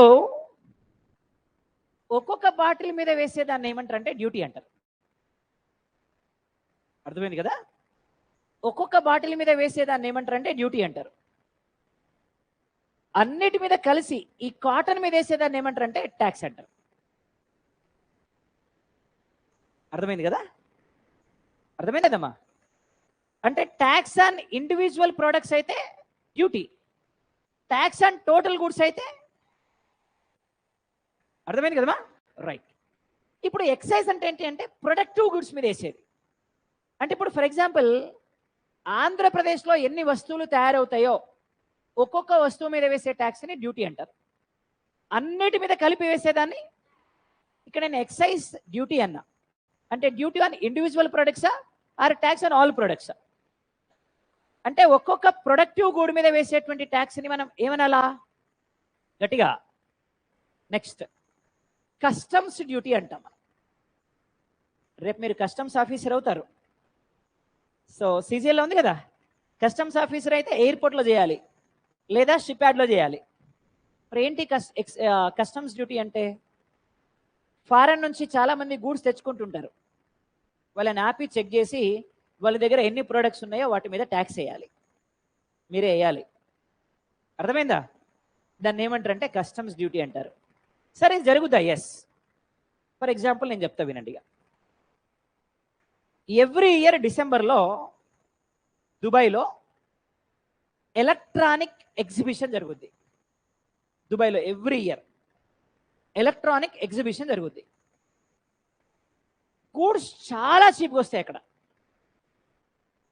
ఎంత చీప్గా వస్తాయంటే for example 75 inches Samsung TV మన ఇండియాలో 2.5 lakhs, 2.5 లక్షలు. దుబాయ్లో కొంటే 1,10,000. అర్థమైందమ్మా? 1,10,000 అంతే. దుబాయ్ నుంచి ఒక ఫ్రెండ్ వస్తుంటే, అరే తీసుకురా రాబోయ్ అంటే ఒకటి తీసుకొచ్చిండు. వాని కొట్టి నాకు కూడా పట్టుకొచ్చిండు. కస్టమ్స్ వాళ్ళు ఆపిరి విశాఖ ఎయిర్పోర్ట్, మన శంషాబాద్ ఎయిర్పోర్ట్లో. మామూలుగా ఏంటి అంటే మనం అక్కడ ఉన్నాం కాబట్టి వాళ్ళు అక్కడ ట్యాక్స్ కలెక్ట్ చేస్తారు. ఇండియాలో కూడా కట్టాలి మనం. అప్పుడు ఏం చేయాలి? వాళ్ళు దాని మీద 10% ట్యాక్స్ వేస్తారు. 1,10,000 మీద 10% ట్యాక్స్ ఎంత? 11,000. మొత్తమైనా 1,20,000 అయింది. బెటరే కదా? అందుకని మీరు ఏమైనా కొనుక్కోవాలనుకుంటే దుబాయ్లో ఎవరైనా ఫ్రెండ్స్ ఉంటే డిసెంబర్లో వచ్చేటప్పుడు తెప్పించుకోండి. యాపిల్ ఫోన్స్ ఉంటాయి కదమ్మా, చాలా చీప్.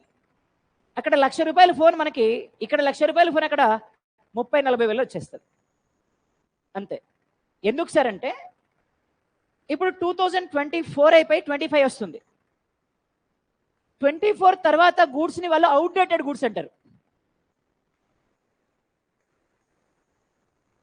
మీకు అర్థమైందా? 24 తర్వాత గూడ్స్ని అవుట్డేటెడ్ అంటారు. అవి న్యూ ప్రొడక్ట్సే కానీ అవుట్డేటెడ్ అంటారు. వాళ్ళు రిచ్ కదా, వాళ్ళకి ఫ్రెష్గా అదే ఇయర్ కనబడాలి దాని మీద, లేకపోతే కొనరు వాళ్ళు. అట్లాంటివన్నీ మనం కొనుక్కుంటాం. మనకేం కావాలి? పెద్ద టీవా కాదా? తక్కువకి వచ్చిందా లేదా? ఎడకుంటే మనకేంది? ఏ ఇయర్ అయితే మనకేంది? Is it right or not? That is what. Clarity వచ్చింది కదమ్మా? దాన్ని ఏమన్నా మనం కస్టమ్స్ డ్యూటీ. రేపు మీరు ఎయిర్పోర్ట్లో బంగారం పట్టుకుంటారు, దుబాయ్ నుంచి వచ్చే వాళ్ళై ఇట్లే టీవీలు ఎలక్ట్రానిక్ ప్రొడక్ట్స్ పట్టుకుంటారు. అర్థమైంది కదా? మీ డ్యూటీ ఇదే. ఇక ఏం duty? White and white colour వేసుకొని పైన వైట్ కలర్ క్యాప్ పెట్టుకొని మామూలుగా ఉండదు వ్యవహారం ఇక. రైట్. సో ఏం డ్యూటీ?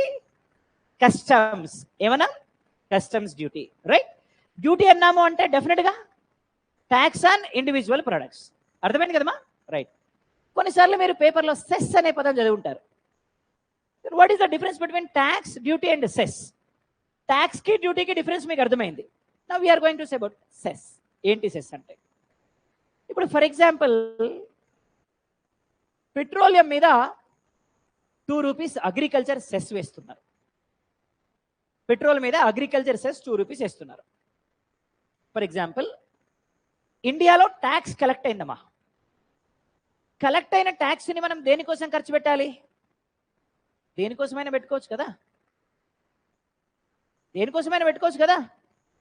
అదే మనం అగ్రికల్చర్ సెస్ కలెక్ట్ చేసామమ్మా, దేనికి ఖర్చు పెట్టాలి? Only for agriculture. దాన్ని సెస్ అంటారు. ఏ పర్పస్కి అయితే కలెక్ట్ చేసామో ఆ పర్పస్కే ఖర్చు పెడితే ఏమనాలి? గట్టిగా.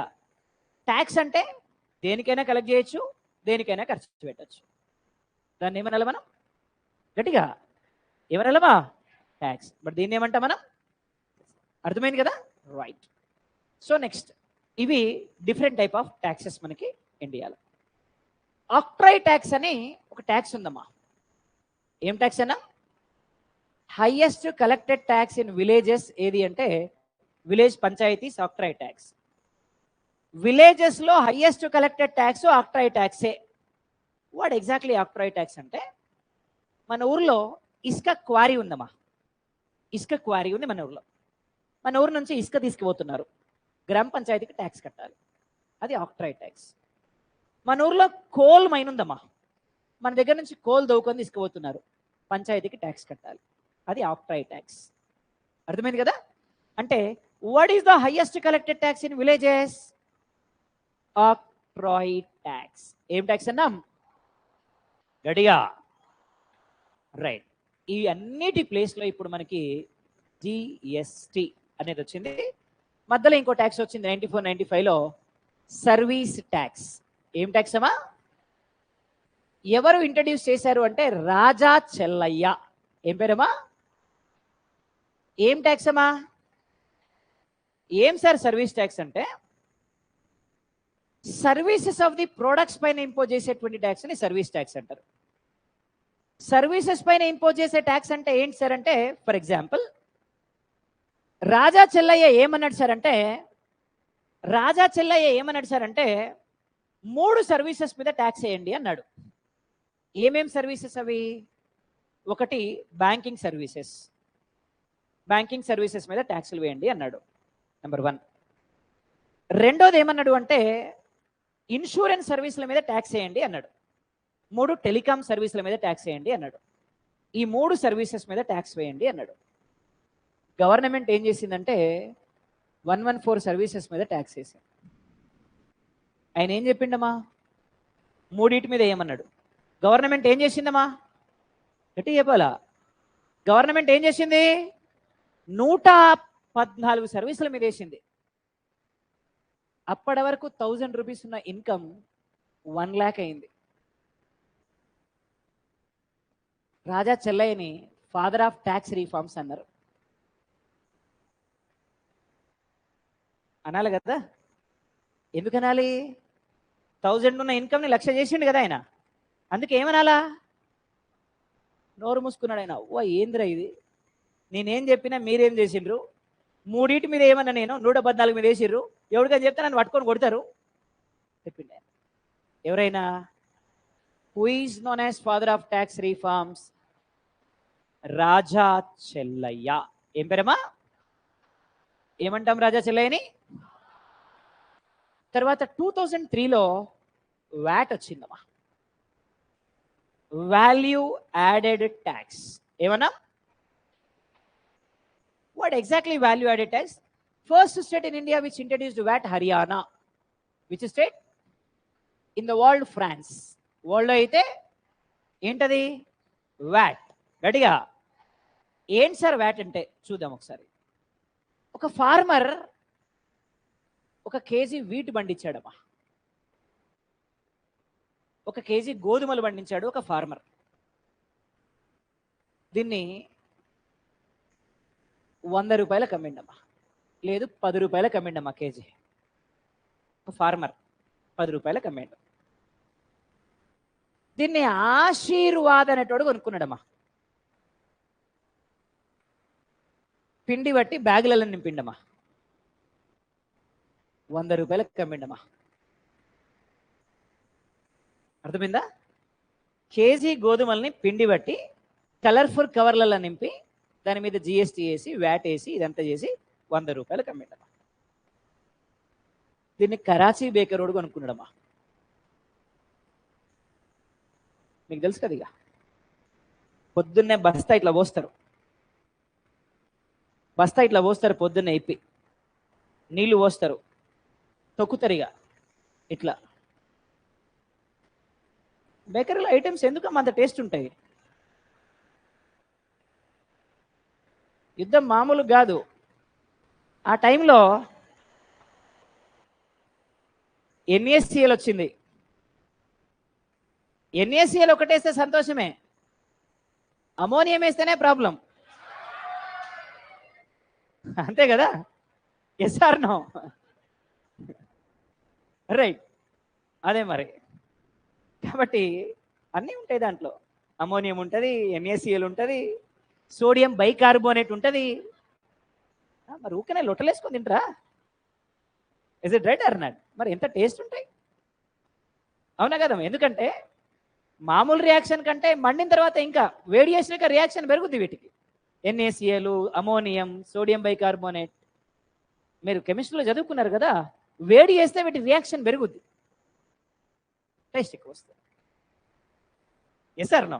రైట్. సో ఇది వీడేం చేసిండమ్మా, 1000 రూపీస్కి అమ్మిండమ్మా. ఫస్ట్లో ఎంత దీని కాస్ట్? ఫైనల్గా ఎండ్ ప్రోడక్ట్ అయ్యేసరికి ఏమైంది అంటే, ఇండివిజువల్ ఫేజెస్లో దీని మీద ట్యాక్స్లు ఉన్నాయా లేదా? వీటిని ఏమంటే వ్యాట్. ఏమనాలి? Value added tax. అంటే ఒక ప్రోడక్ట్ ఇనీషియల్ స్టేజ్ నుంచి ఫైనల్ ప్రోడక్ట్ వచ్చేంత వరకు డిఫరెంట్ ఫేజెస్లో ట్యాక్స్లు వేస్తారు. దాన్ని ఏమంటాం మనం? వ్యాట్. ఏమనాలి? ఏ ఇయర్లో వచ్చింది? 2003. 2000. సో యాక్చువల్గా first state in India which introduced VAT Haryana. World అయితే అర్థమైందమ్మా? ఇవన్నీ పోయినాయి. వీటి ప్లేస్లో ఏమొచ్చిందంటే GST, goods and services tax. జనరల్గా మన ఫేస్ ఇలా ఉంది కదా, రాజా చెల్లయ్య వచ్చి ఒకటి వేసిండు చెంప మీద, ఇది ఇట్లా ఉబ్బింది. గాంధీ పుట్టిన దేశం కదా, ఒకటే చెంప చూపిస్తే బాగుంటది కదమ్మా. ఈ చెంప కూడా చూపించిన యాసిర్రు, దాని పేరు వ్యాట్. బుగ్గలు మంచిగా ఉబ్బినాయి, ముందు వెనక లోపలికి ఉంది. అర్థమైందమ్మా? ముందు వెనక లోపలికి ఉంది. తర్వాత సెన్ వ్యాటు, మాడ్ వ్యాటు, ఆ వ్యాటు, ఈ వ్యాట్ అని వచ్చినాయి. వెనక మన్మోహన్ సింగ్ వెనక రొట్టెలు చేసేది ఉంటుంది చూసిందా, కడాయి, ఈ యాషండు ఇటువైపు మంచిగా లేచింది ఇట్లా. ఇప్పుడు ఈ 3 వైపులా సమానమైనవి, ముందు ఒకటి మాత్రం లోపలికి ఉంది. నరేంద్ర మోడీ వచ్చిండమ్మా. నరేంద్ర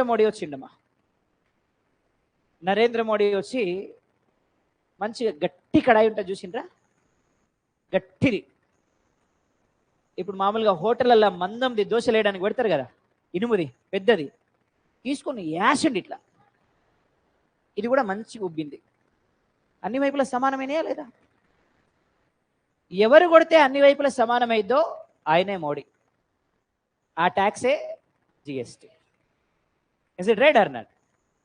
ఏం సార్ జిఎస్టీ అంటే చూద్దాం ఇప్పుడు. So tax on goods and tax on services. ఇంతకుముందు గూడ్స్ మీద, సర్వీసెస్ మీద 2 సపరేట్గా ట్యాక్సెస్ ఉండేవి. ఇప్పుడు ఏం చేస్తున్నారు? రెండింటిని కలిపేస్తున్నారు. అదే జిఎస్టీ. మరి ఏమైంది సార్? గూడ్స్ మీద ఎలా వేస్తారు, సర్వీసెస్ మీద ఎలా వేస్తారు చూడండి. ఇప్పుడు మీకు అర్థమైంది ఎంత దారుణంగా బతుకుతున్నాం మన జీవితం భారతదేశంలో. మీకు అర్థమైంది. తెలంగాణలో ఒక షర్ట్ తయారైందమ్మా, ఒక షర్ట్. ఈ షర్ట్ తెలంగాణలో తయారైంది. ఎంత అయింది తయారవ్వడానికి అంటే 100 రూపీస్ అయింది. 100 రూపీస్ అయింది. దీని మీద సెంట్రల్ గవర్నమెంట్ 10% ట్యాక్స్ వేసింది. ఎంత అయిందమ్మా? 110. ఎంత అయిందన్నా? దీని మీద స్టేట్ గవర్నమెంట్ 10% ట్యాక్స్ వేసింది. 121. అంతే కదమ్మా? ఎక్కడ తయారైనా కూడా హైదరాబాద్లో హోల్సేల్ దగ్గరికి రావాలి. ఇక్కడ నుంచి హైదరాబాద్ హోల్సేల్ మార్కెట్కి వచ్చింది. ట్రాన్స్పోర్టేషన్ డ్యూటీ 10% అయింది. 121 ప్లస్ 10% 133 రూపీస్ అయింది. హైదరాబాద్లో హోల్సేల్ అయినకి 10 రూపాయలు లాభం కావాలి. మనం 10 రూపాయలే చెప్తున్నాం, వాళ్ళు ఎక్కువ తీసుకుంటారు, బట్ మనం 10 చెప్తున్నాం. 10 రూపాయలు కావాలి. 143 అయింది. దీని మీద ఈయన 10% ట్యాక్స్ వేస్తాడు. అంటే మళ్ళొక 14 రూపీస్, అంటే 157. ఇక్కడ నుంచి డిస్ట్రిక్ట్ హోల్సేల్ మార్కెట్కి వెళ్ళాలి. మళ్ళీ 10% ట్రాన్స్పోర్టేషన్ డ్యూటీ. 157 మీద 10% ట్రాన్స్పోర్టేషన్ డ్యూటీ అంటే 172. అంతే కదమ్మా? డిస్ట్రిక్ట్ హోల్సేల్కి వచ్చేసరికి 172. డిస్ట్రిక్ట్ హోల్సేల్ డీలర్కి 10 రూపాయలు లాభం కావాలి. 182. ఈయన దీని మీద 10% ట్యాక్స్ వేసిండు. 200 బరాబర్ 200 అయింది. ఇక్కడ నుంచి రిటైల్ షాప్కి రావాలి. ట్రాన్స్పోర్టేషన్ డ్యూటీ 10%, 220 రూపీస్ అయింది. ఈయన 10 రూపీస్ లాభం చూసుకుంటాడు. 230. దీని మీద ఈయన 10% ట్యాక్స్ వేస్తాడు. 23, 253. కవర్ ఏంది, గివర్ ఏంది, అదేంది, ఇదేంది, మాట ఏంది, ముచ్చటైంది, మొత్తం కలిపి 260 రూపాయలు. ఇది కస్టమర్ దగ్గరికి వచ్చేసరికి ప్రైస్.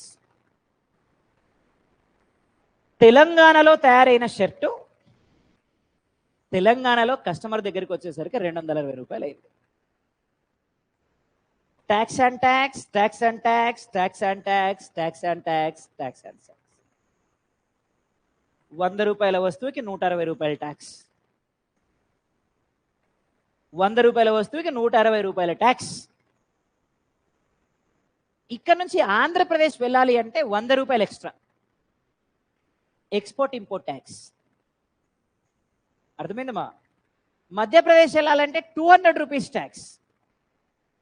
ఉత్తరప్రదేశ్ వెళ్ళాలంటే 500 ట్యాక్స్. కాశ్మీర్ పోవాలంటే 1000 రూపాయల ట్యాక్స్. ఇదే షర్టు కాశ్మీర్లో అమ్మితే 1260 రూపాయలమ్మా. అర్థమైంది కదా? ఇదే షర్టు కాశ్మీర్లో అమ్మితే 1260 రూపాయలు. చూడండి మరి. సో దీంతో ఏమైనాయి? స్టేట్స్ మధ్య ఇన్ఈక్వాలిటీస్ పెరిగినాయి. చిన్న ఎగ్జాంపుల్ చెప్తాను మీకు. అమ్మా, మీకు కుంకుమ పువ్వు తెలుసు కదమ్మా? సాఫ్రాన్. ఎవరు తాగుతారమ్మా? మనలో టక్కున చెప్పిన ఆన్సర్ ఏంటంటే ప్రెగ్నెంట్ లేడీస్. ఎందుకమ్మా? పిల్లగాలు తెల్లగొడతారని.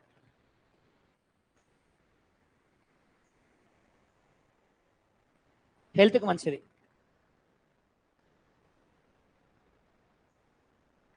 హెల్త్కు మంచిదని కొందరు, పిల్లలు తెల్లగొడతారని కొందరు. అంతేనా? రైట్. ఇప్పుడు ఓన్లీ ప్రెగ్నెంట్ లేడీసే తాగాలమ్మా, మిగతా వాళ్ళు తాగకూడదా? ఎవరైనా తాగొచ్చు, కానీ ప్రెగ్నెంట్ లేడీస్ అయితే కంపల్సరీ. రోజు మనం చాయ్ ఎట్లా తాగుతామో కాశ్మీర్ వాళ్ళు కుంకుమ పువ్వు చాయ్ తాగుతారు. రెగ్యులర్గా సాఫ్రాన్ టీ దొరుకుద్ది కాశ్మీర్లో, రెగ్యులర్గా తాగుతారు వాళ్ళు. ఎందుకు సార్? మేల్ అండ్ ఫీమేల్ ఇద్దరు తాగుతారు మాకు. ఎవరైనా తాగొచ్చు, అందరికీ మంచిదే. ఫీమేల్ ఒకరికి మంచిది కాదు, అందరికీ మంచిదే. బట్ ఎందుకు సార్ మనకాడ తాగలేము అంటే, కాశ్మీర్లో పావు కేజీ కుంకుమ పువ్వు 250 రూపాయలమ్మా. అంటే గ్రామ్ ఎంత? రూపాయి. పావు కేజీ కుంకుమ పువ్వు 250 రూపీస్. గ్రామ్ ఎంత? 1 రూపీ. అదే తెలంగాణ, ఆంధ్రప్రదేశ్లో గ్రామ్ 250 రూపీస్. గట్టి చెప్పాలంటే పాలల్లో తేలుతుంది అది, గింత వస్తుంది. 1 గ్రామ్ అంటే గింత వస్తుంది, అది 250 రూపాయలు. అంటే ఒక గ్లాస్ పాలు తాగాలంటే మనకి 250 రూపాయలు సాఫ్రాన్ వేయాలి రోజుకి, నెలకి. అంతేగా, మన వల్ల అయిద్దా? అందుకనే ఓన్లీ ప్రెగ్నెంట్ ఉమెన్సే తాగాలి, పిల్లలు తెల్లగా పుడతారు, అట్లా చెప్తారు మన వాళ్ళు. ఎంత దారుణం చూడండి, 1 రూపాయి వస్తువు మీద 249 రూపాయల ట్యాక్స్. కాశ్మీర్లో 1 రూపాయికి దొరికింది కదమ్మా, మన కాడికి వచ్చేసరికి ఏమైంది? 250 రూపీస్ గ్రామ్ అయింది. 1 రూపీ ప్రోడక్ట్ పైన 249 rupees tax. Tax and tax, tax and tax, tax and tax, tax and tax. ఇది ఇందాక నేను చెప్పింది కరెక్టే కదా? చెరుకు మిషన్లో పెట్టి తీస్తున్నారు మనల్ని, కరెక్టే కదా? ఇది గూడ్స్ మీద. సర్వీసెస్ మీద ఎలా వేస్తారో చూడండి ట్యాక్స్. ఒకసారి నేను ఇక్కడ స్వాగత్ అని ఒక హోటల్ ఉంటే తినడానికి వెళ్ళా, బిర్యానీ తిందామని పోయినా. తిన్న తర్వాత బిల్లు ఇచ్చిండ్రమ్మా. ఏముంది సార్ బిల్లులు అంటే, బిర్యానీ కాస్ట్ 160, అప్పుడు జిఎస్టీ లేదు, VAT 14%, service tax 10%, convenience tax 6%, beneficiary tax 6%. 160 మీద 14% అంటే 100కి 14, 50కి 6, 20 అంటే 181. 10% అంటే మళ్ళీ 18, 199, బరాబర్ 200 అనుకుందాం. 200 మీద 6%, 200కి 100కి 6, 212, అంతే కదమ్మా. మళ్ళా 6%, 224. టిప్పు 20 రూపాయలు, 244, అంతే కదమ్మా. బయటకు వచ్చి కారు బయట పెట్టి లోపల వేస్తే బైక్ సరికి ఆయన నమస్తే సార్ అన్నాడు, ఆయనకో 10, 254, మొత్తం కలిపి అటు ఇటు చిల్లరైంది 260. అసలు బిర్యానీ ఎంత? మనకైనా బిల్ ఎంత? చిన్న హోటల్లో ఇంకో బిర్యానీ తినొచ్చు మనం, అంతే కదమ్మా. బిల్లు ఇవ్వగానే ఆయన అడిగిన వెయిటర్ని, ఏంది ఇది అన్న. నాకు తెలియదు సార్, మా మేనేజర్ వేసిండు అన్నాడు. పిలుపు మీ మేనేజర్ అన్న. రాడు సార్ మా మేనేజర్ అన్నాడు. రాకపోతే నేను ఎట్టొస్తాడో నేను పిలిపిస్తా అన్న. కొత్తగానే ఫోన్ తీసి డైల్ చేస్తున్నా. పోయిండు, మేనేజర్ని పిలుచుకొని వచ్చిండు. అడిగిండు, ఏం సార్ ఏంది అన్నారు. ఏంది అయ్యని అన్న. అంటే ట్యాక్సులు సార్, వ్యాట్, సర్వీస్ ట్యాక్స్, అది ఇది అన్నాడు. నాకు చదువు వస్తుంది, ఏంటి ఎవడేయమన్నాడు మిమ్మల్ని, ఏంది కథ అని అడిగిన. ఆయన వాళ్ళ సిఏ ఏమన్నాడు, సార్ మా సిఏ వేస్తేనే ఏమన్నా, మీ సిఏకి ఫోన్ చేయన్నా, లేకపోతే పిలిపి అన్న. సిఏ అవైలబుల్లో లేడు సార్ అన్నాడు. ఇప్పుడు కనుక నాకు ఏందో చెప్పకపోతే నేను బిల్లు కట్ట, ఎవరితో కట్టనీయ కూడా అని చెప్పిన. Sir according to income tax act 1976 VAT ఉంటుంది, సర్వీస్ ట్యాక్స్ ఉంటుంది, ఇవన్నీ ఉంటాయి అన్నాడు. నువ్వేమన్నా చదువుకున్నావా అన్న. చదువుకున్నా సార్, ఎంబీఏ అన్నాడు. ఇన్కమ్ ట్యాక్స్ యాక్ట్ వచ్చింది 1956లో, 74లో కాదు. వ్యాట్ వచ్చింది 2003లో, 1974లో కాదు. అప్పుడు అడిగిండు, మీరు ఏం చేస్తారు సార్ అన్నాడు. అసిస్టెంట్ కమర్షియల్ ట్యాక్స్ ఆఫీసర్ రాబోయ్ అని చెప్పిన. సార్ రూమ్లో పోయి మాట్లాడుకుందాం పడి సార్. ఎందుకు సార్, బయట మంచిగా ఉండదు, రూమ్లో పోదాం పడి సార్ అన్నాడు. తీసుకుపోయాడు, కూర్చోబెట్టిండు. సార్ ఇంటికి బిర్యానీ ఏమైనా తీసుకుపోతారా సార్, పార్సల్ కట్టియమంటారా సార్, చాయ్ ఏమైనా తాగుతారా సార్, థమ్స్అప్ ఏమైనా తెప్పియాలనా సార్. సరే ఇవన్నీ తర్వాత ముచ్చట, ఏందో ఇప్పుడన్నా చెప్తావా లేదా అన్న. సార్ మేము బతకొద్దా సార్ అన్నాడు. నీ బతుకుడు చల్లకుండా నువ్వు బతుకుడు గురించి మమ్మల్లాగా చేస్తావురా భయ్, అసలు ఏంటి అని అడిగిన. వ్యాట్ 14%, గవర్నమెంట్ 2% వేస్తుంది, వీడు మన మీద 14% వేస్తాడు.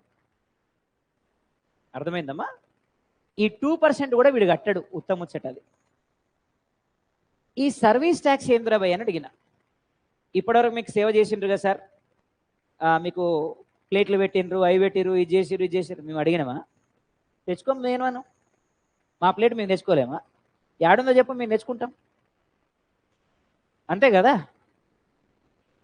అయినా ఇవన్నీ చేసినందుకు నువ్వు జీతం ఇస్తున్నావు కదరా భయ్ అన్న.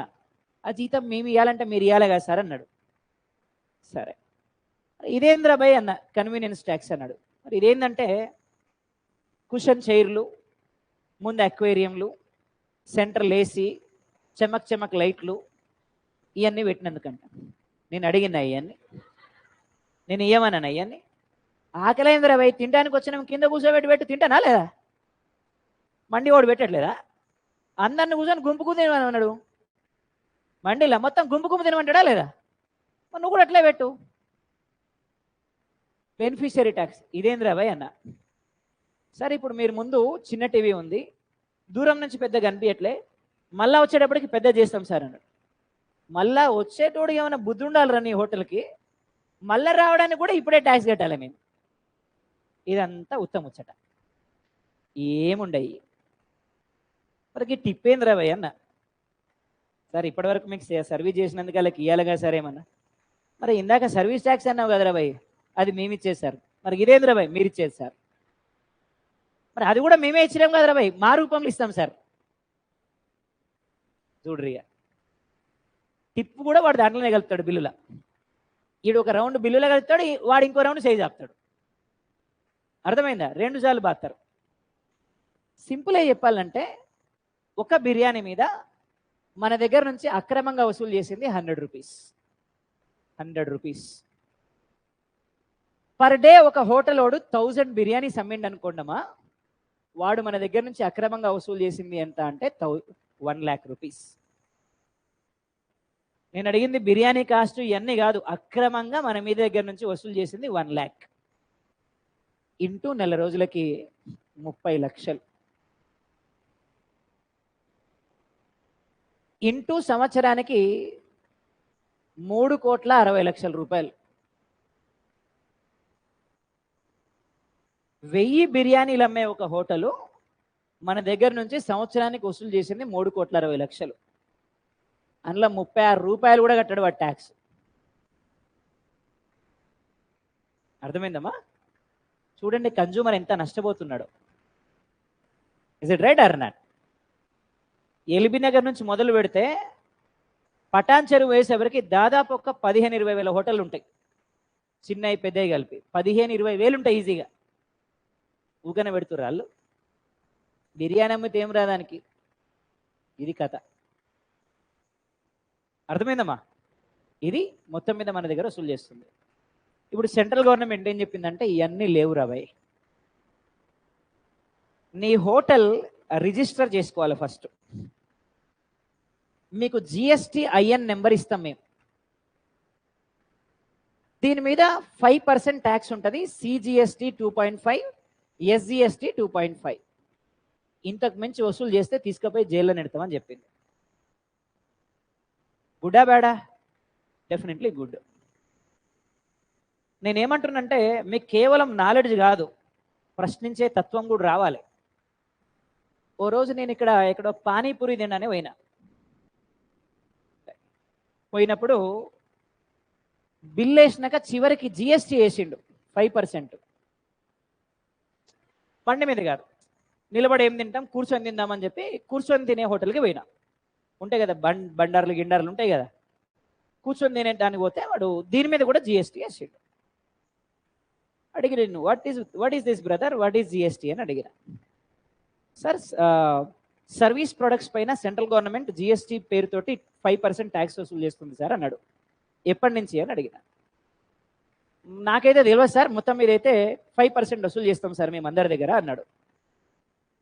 దీనికి GSTIN నెంబర్ అని ఒక నెంబర్ ఉంటుంది, నీకు తెలుసా అని అడిగిన. అంటే నా తెలియదు సార్ అన్నాడు. మరి ఎట్లా వసూలు చేస్తావురా భయ్ అన్న. ఇప్పుడు GSTIN నెంబర్ ఎవరిస్తారు సార్ అన్నాడు. ఎవరిస్తారు సార్ అన్నాడు. ఇప్పుడు నేను కస్టమ్స్ వాళ్ళకి ఫోన్ చేస్తే వాళ్ళు వస్తారు, నన్ను తీసుకెళ్తారు, స్టేషన్లో పెడతారు కొద్ది రోజులు, ఒక 20 లక్షలు 30 లక్షలు ఫైన్ వేస్తారు. విడుదల చేసేటప్పుడు GSTIN నెంబర్ ఇచ్చి పంపిస్తారు. సార్ ముజే నై మాలూమ్ సార్ ఏ మాఫ్ కరో ముజే, హిందీ ఓడాడు, మాఫ్ కరో ముజే ఏ నై మాలూమ్ ముజే, అది ఇది అన్నాడు. నై మాలూమ్ అన్నప్పుడు నై మాలూమ్ లెక్కనే ఉండాలి, వసూలు చేయొద్దు. Is it right or not? ఎవడో ఒకటి తలతిక్కగాడు అడుగుతాడు నిన్ను, నేనంటే మర్యాద చెప్పిన, ఇంకోటి అట్లా చెప్పాడు, వెయ్యకు దీని మీద ఇంకొకసారి అని చెప్తే, లేదు సార్ గలత్ ఓగాయ సార్, అది సార్ ఇది సార్ అన్నాడు. ఇది కథ. అడగాలి మీరు. నేనేమంటున్నంటే, ఎవరైనా మీరేమన్నా కొన్నప్పుడు GST వేస్తే మీకు GSTIN నెంబర్ ఉందా లేదా అని చెప్పి అడగాలి. GSTIN నెంబర్ అంటే మీరు కొన్నటువంటి ఆ షాపు GSTలో రిజిస్టర్ అయిందా లేదా అని అనమాట. ఒకవేళ GSTIN ఉంది అని చెప్తే ఆ నెంబర్ని మీరు గూగుల్లో ఎంటర్ చేస్తే ఆ డీటెయిల్స్ అన్నీ వస్తాయి మీకు. అంటే ఆ షాప్ అడ్రస్ ఎక్కడ, లొకేషన్ ఏముంది, సో దాని మొత్తం డీటెయిల్స్ అన్నీ వస్తాయి. మీరు ఉన్న లొకేషన్లో ఆ షాప్ ఉంది, ఆ GSTIN నెంబర్ వాట్ షాపుదే, ఆ ఓనర్ ఎక్కడే ఉన్నాడు, ఇవన్నీ తెలిస్తే మీరు కట్టచ్చు, లేకపోతే కట్టకూడదు. ఎందుకంటే మన దేశంలో మనల్ని మోసం చేయడానికి ఒక బ్యాచ్ ఉంటుంది, కస్టమర్స్ని మోసం చేయడానికి. ఆ బ్యాండ్ నేమ్ ఎవరికి? గవర్నమెంట్కి. Is it right or not? మీరు అడగగలగాలి క్వశ్చన్స్. ఓ ఇది జరిగిందమ్మా, క్లియర్ కదా? ఇది సర్వీస్ మీద. ఇక నెక్స్ట్ గూడ్స్ మీద GST ఎట్లా ఇస్తారు సార్ చూద్దాం ఒకసారి. తెలంగాణలో ఒక షెడ్ తయారైంది, ఎంతకి? గట్టిగా సెంట్రల్ గవర్నమెంట్ 10% ట్యాక్స్ వేసింది, ఎంత అయింది? గట్టిగా చెప్పాలా? ఇప్పుడు స్టేట్ గవర్నమెంట్ 10% ట్యాక్స్ వేసింది, ఎంత అయింది? 120, not 121. Not tax on tax, tax on basis. ఇందాక 110 మీద వేశారు, ఇప్పుడు 100 మీదనే వేయాలి. అర్థమైందమ్మా? కాబట్టి 120 అయింది. ఇక్కడ నుంచి హైదరాబాద్ హోల్సేల్ మార్కెట్కి వచ్చింది. ఇంతకుముందు ట్రాన్స్పోర్టేషన్ డ్యూటీ 10%, ఇప్పుడు లేదు. అర్థమైందా? అంటే హైదరాబాద్ రావడానికి ఎంత అయింది? 120. హోల్సేల్ వాడికి లాభం 10 రూపాయలు, 130. ఇందాక వాడు ఏం చేసిండు? 10% ట్యాక్స్ వేసిండు. వీడెవడండి ట్యాక్స్ వేయడానికి? ట్యాక్స్ వేస్తే గీస్తే ఎవరు వేయాలి? గవర్నమెంట్ వేయాలి. వీడు ఎట్లా వేస్తాడు? Is it right or not? వీడు ఏం చేసిండు? మన మీద 10% ట్యాక్స్ వేసి వాడు లాభంలో కనుక్కున్నాడు. అర్థమైందా? అది జరిగింది ఆ రోజు.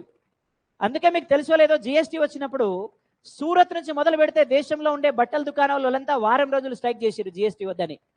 ఎందుకంటే ఈ లాభం పోద్ది వాళ్ళకి. అర్థమైందమ్మా? కాబట్టి దిస్ ఈస్ వాట్. ఇది గవర్నమెంట్ తినలే, కస్టమర్ మీద భారం పడ్డది, మీడియేటర్ తిన్నాడు. అర్థమైందమ్మా? ఈ నుంచి డిస్ట్రిక్ట్ హోల్సేల్ మార్కెట్కి వచ్చింది, ట్రాన్స్పోర్టేషన్ డ్యూటీ లేదు, 130 ప్లస్ వీడి లాభం 10, 140. ఇందాక వీడు కూడా బాధిండు 10%, వీడు కూడా వేయడానికి. Is it right or not? ఇక్కడ నుంచి రిటైల్కి వచ్చింది 140 ప్లస్ 10%, 10 రూపీస్ 150. ఇందాక వీడు కూడా 10% వేసిండు, వాడెందుకు వేయాలి? అంటే ఇప్పుడు ఎంతకు దొరుకుతుంది మనకి? 150 రూపీస్కి దొరుకుతుంది. అంటే GST వల్ల లాభమా కాదా? గట్టిగా. ఎందుకంటే ఇంతకుముందు 260 రూపీస్కి దొరికేది ఇప్పుడు ఎంతకు దొరుకుతుంది? లాభమా కాదా? కానీ మరి ఎందుకు సార్ మనం భయపడుతున్నాం GST అంటే? వాస్తవానికి ఆడు డీమార్టోడు, తర్వాత మోరోడు, వాడు వీడు ఉన్నారు కదా పెద్ద పెద్ద రిటైల్ షాపులలో, వీళ్ళు ఏం చేస్తున్నారు సార్ అంటే, ఈ 260 రూపీస్ని కొట్టేసి 150 అని రాసి ఇంక్లూజివ్ GST అని రాయాలి దాని మీద. కానీ వాళ్ళు ఏం చేసిర్రు? 260 మీద GST వేసిర్రు. అప్పటికే బాధి బాధి బాధి బాధి బాధి బాధి వచ్చిన మనకి మళ్ళా బాధేసరికి వామ్మో GST అనిపించింది. ఈ విషయం గవర్నమెంట్ అర్థం కావడానికి 6 నెలలు పట్టింది. 6 నెలల తర్వాత GST టాస్క్ ఫోర్స్ కమిటీ వేసిండ్రు. సినిమాలలో మొత్తం అయిపోయినాక పోలీసులు వస్తారు కదా, అట్లా జరిగింది. జరగాల్సిందంతా జరిగిపోయిన తర్వాత పోలీసులు వచ్చారు. అప్పటికే జరగాల్సిందంతా జరిగిపోయింది. GST మీద మనకి బ్యాడ్ ఒపీనియన్ వచ్చేసింది. అర్థమైందమ్మా?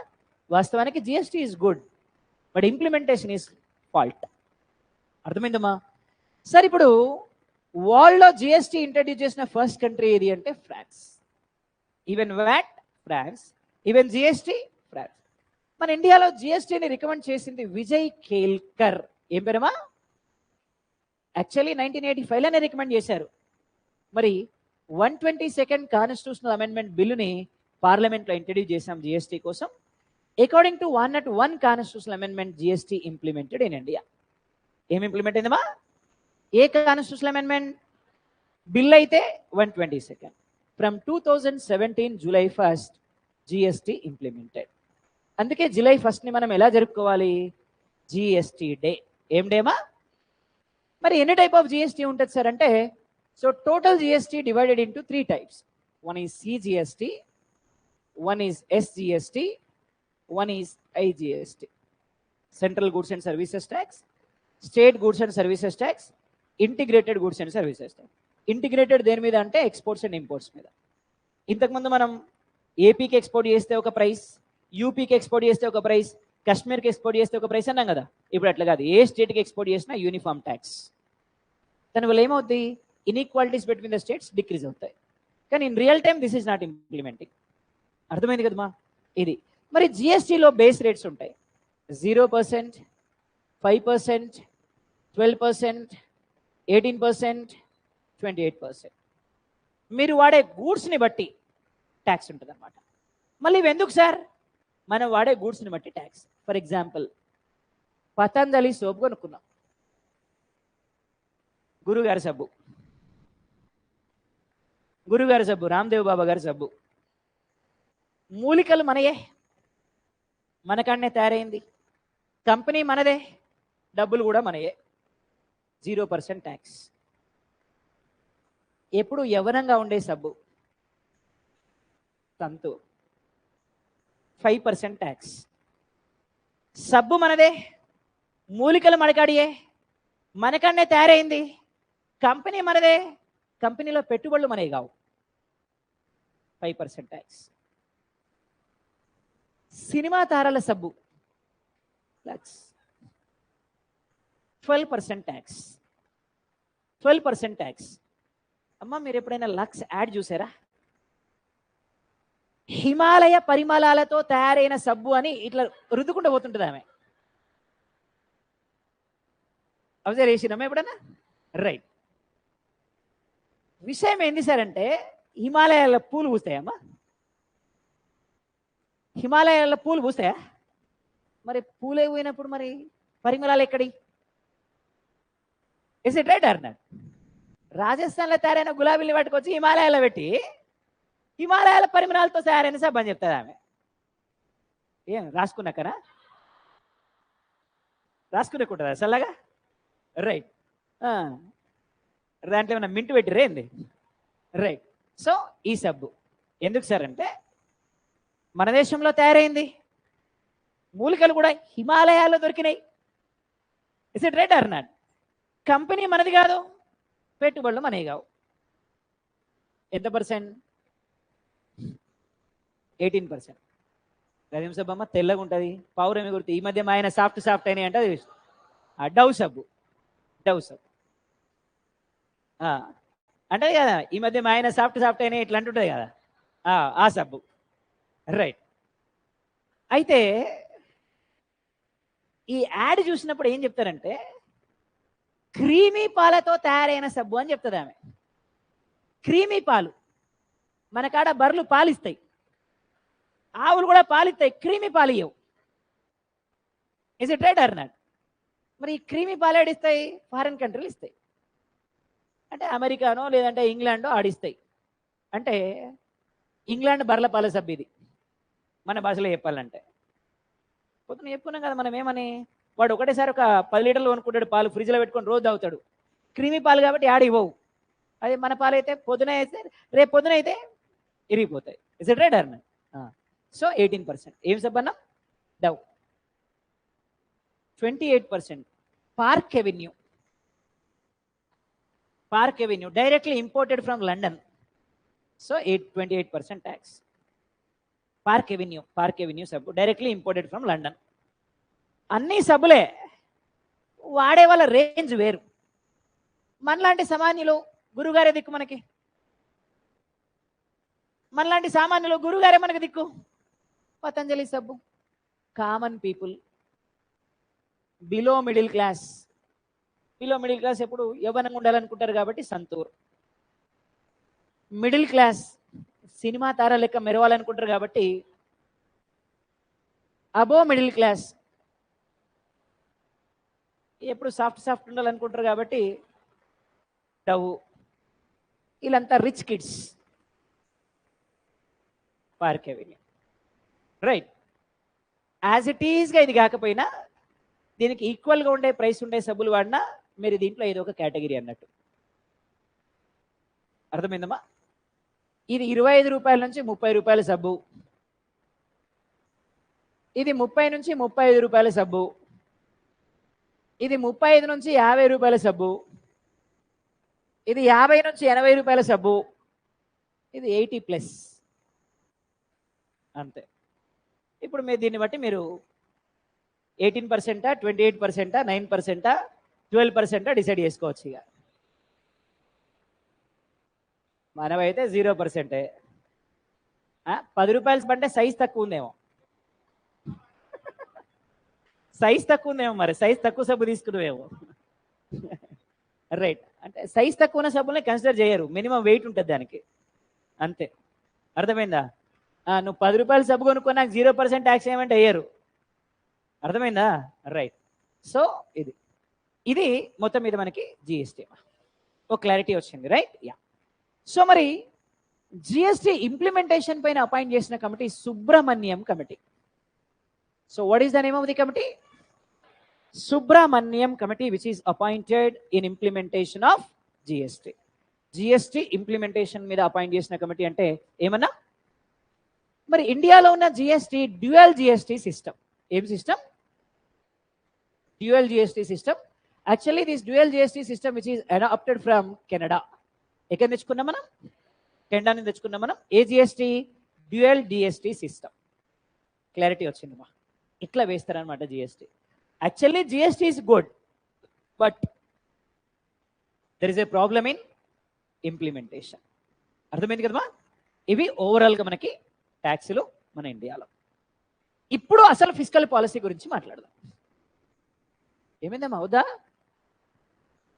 ఇది చెప్తే మనకు ఒక టాపిక్ అయిపోద్ది, అందుకని నెక్స్ట్ క్లాస్లో మనం ఫ్రెష్గా స్టడీ చేసుకోవచ్చు. మళ్ళీ అదే మోస్ట్లీ మనం నెక్స్ట్ క్లాస్కి ఫినిష్ చేద్దాం. రైట్. సో ఫిస్కల్ పాలసీ చూద్దాం. ఎవరు చేస్తారు ఫిస్కల్ పాలసీ? ఏం చేస్తుంది? To control inflation. Action taken by the government to control inflation is called ఏమనాలి? గట్టిగా అమ్మా. ఇప్పుడు ఇన్ఫ్లేషన్ టైంలో డిమాండ్ ఆఫ్ ది గూడ్స్ ఏమైతాయి? గట్టిగా ఎందుకు డిమాండ్ పెరుగుద్ది? ఎక్కువ మంది ఎక్కువ కొంటారు కాబట్టి. Is it right or not? ఎక్కువ మంది ఎక్కువ కొంటారు అంటే పర్చేసింగ్ పవర్ కెపాసిటీ ఎక్కువ ఉంటుంది కాబట్టి. పర్చేసింగ్ పవర్ కెపాసిటీ ఎక్కువ ఉంటే డిమాండ్ ఏమైంది? గట్టిగా డిమాండ్ పెరిగితే ప్రైస్ ఏమైంది? గట్టిగా ఎస్. ప్రైస్ పెరిగితే ఇన్ఫ్లేషన్ ఏమైంది? ఇప్పుడు కంట్రోల్ చేయాల్సిన బాధ్యత ఎవరిది? ఎట్లా కంట్రోల్ చేయాలి చెప్పండి. ఇక యాజ్ ఏ కస్టమ్స్ ఆఫీసర్స్ ఏం చేస్తారో చెప్పండి. ఇక కరెక్టేమా? ఎవరో చెప్పిండ్రు ట్యాక్సులు కరెక్టే. ఏం చేయాలి? ట్యాక్సుల్ని ఇంక్రీజ్ చేయాలా, డిక్రీజ్ చేయాలా? ఇప్పుడు మీరు 50 రూపాయలు పెట్టి సబ్బు కొంటున్నారు. కొనకుండా ఉండాలంటే అది 80 రూపాయలు కావాలి. గవర్నమెంట్ దగ్గర ఉన్న కీ ఏంటి?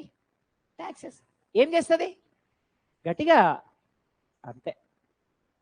At the time of inflation government increases what? Taxes.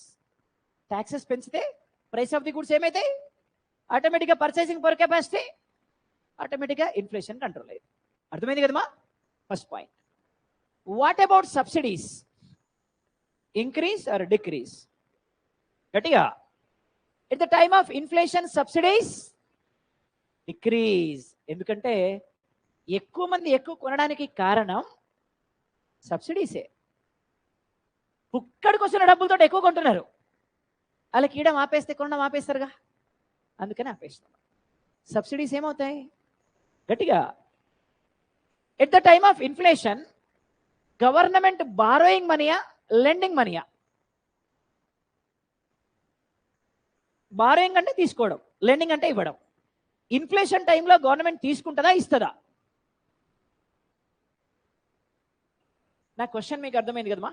నేనేమంటున్నా, ఇన్ఫ్లేషన్ టైంలో గవర్నమెంట్ ప్రజల దగ్గర నుంచి డబ్బులు తీసుకుంటుందా, లేదు ప్రజలకు ఇస్తుందా? ఎందుకు? ప్రజల దగ్గర డబ్బులు లేకుండా చేస్తే రుణం ఆపేస్తారు. మరి ఎట్లా తీసుకుంటుంది సార్? అట్లా తీసుకోదు.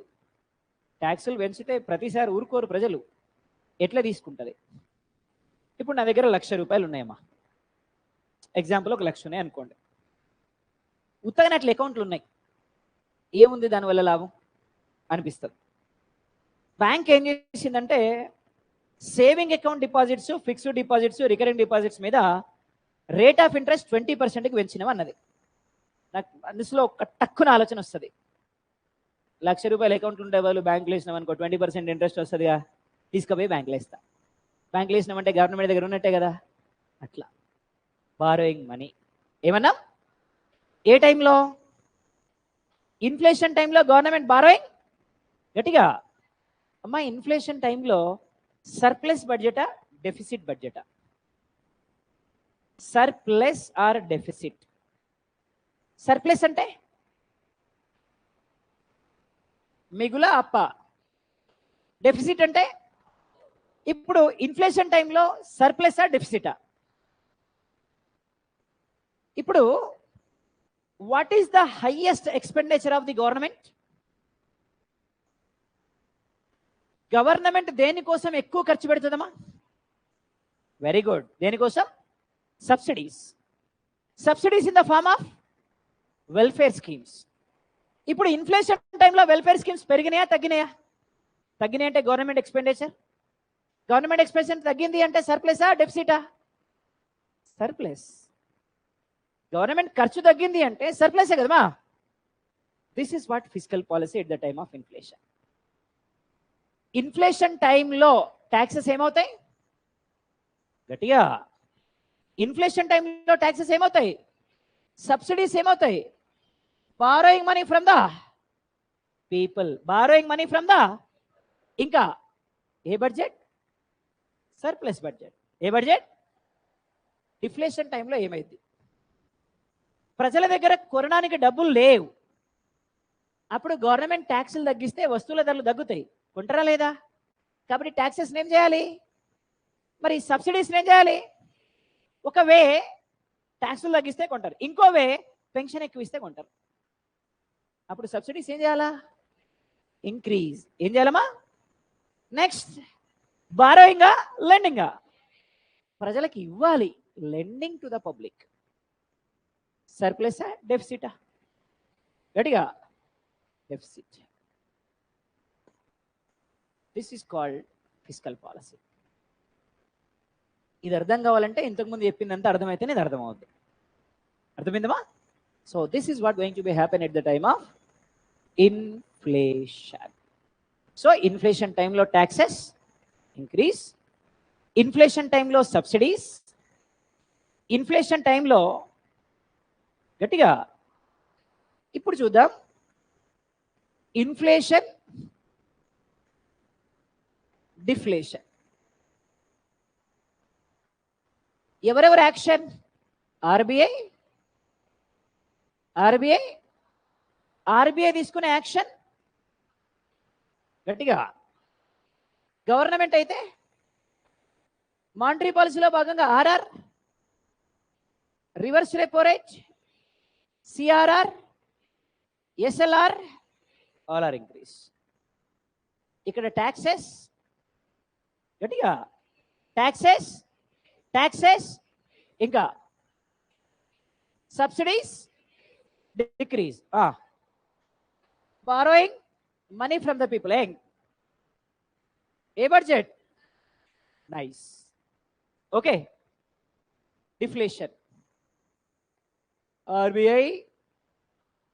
ఆర్బీఐ తీసుకుంటే గవర్నమెంట్ అయితే ఆర్బీఐ రెపో రేట్ డిక్రీజ్.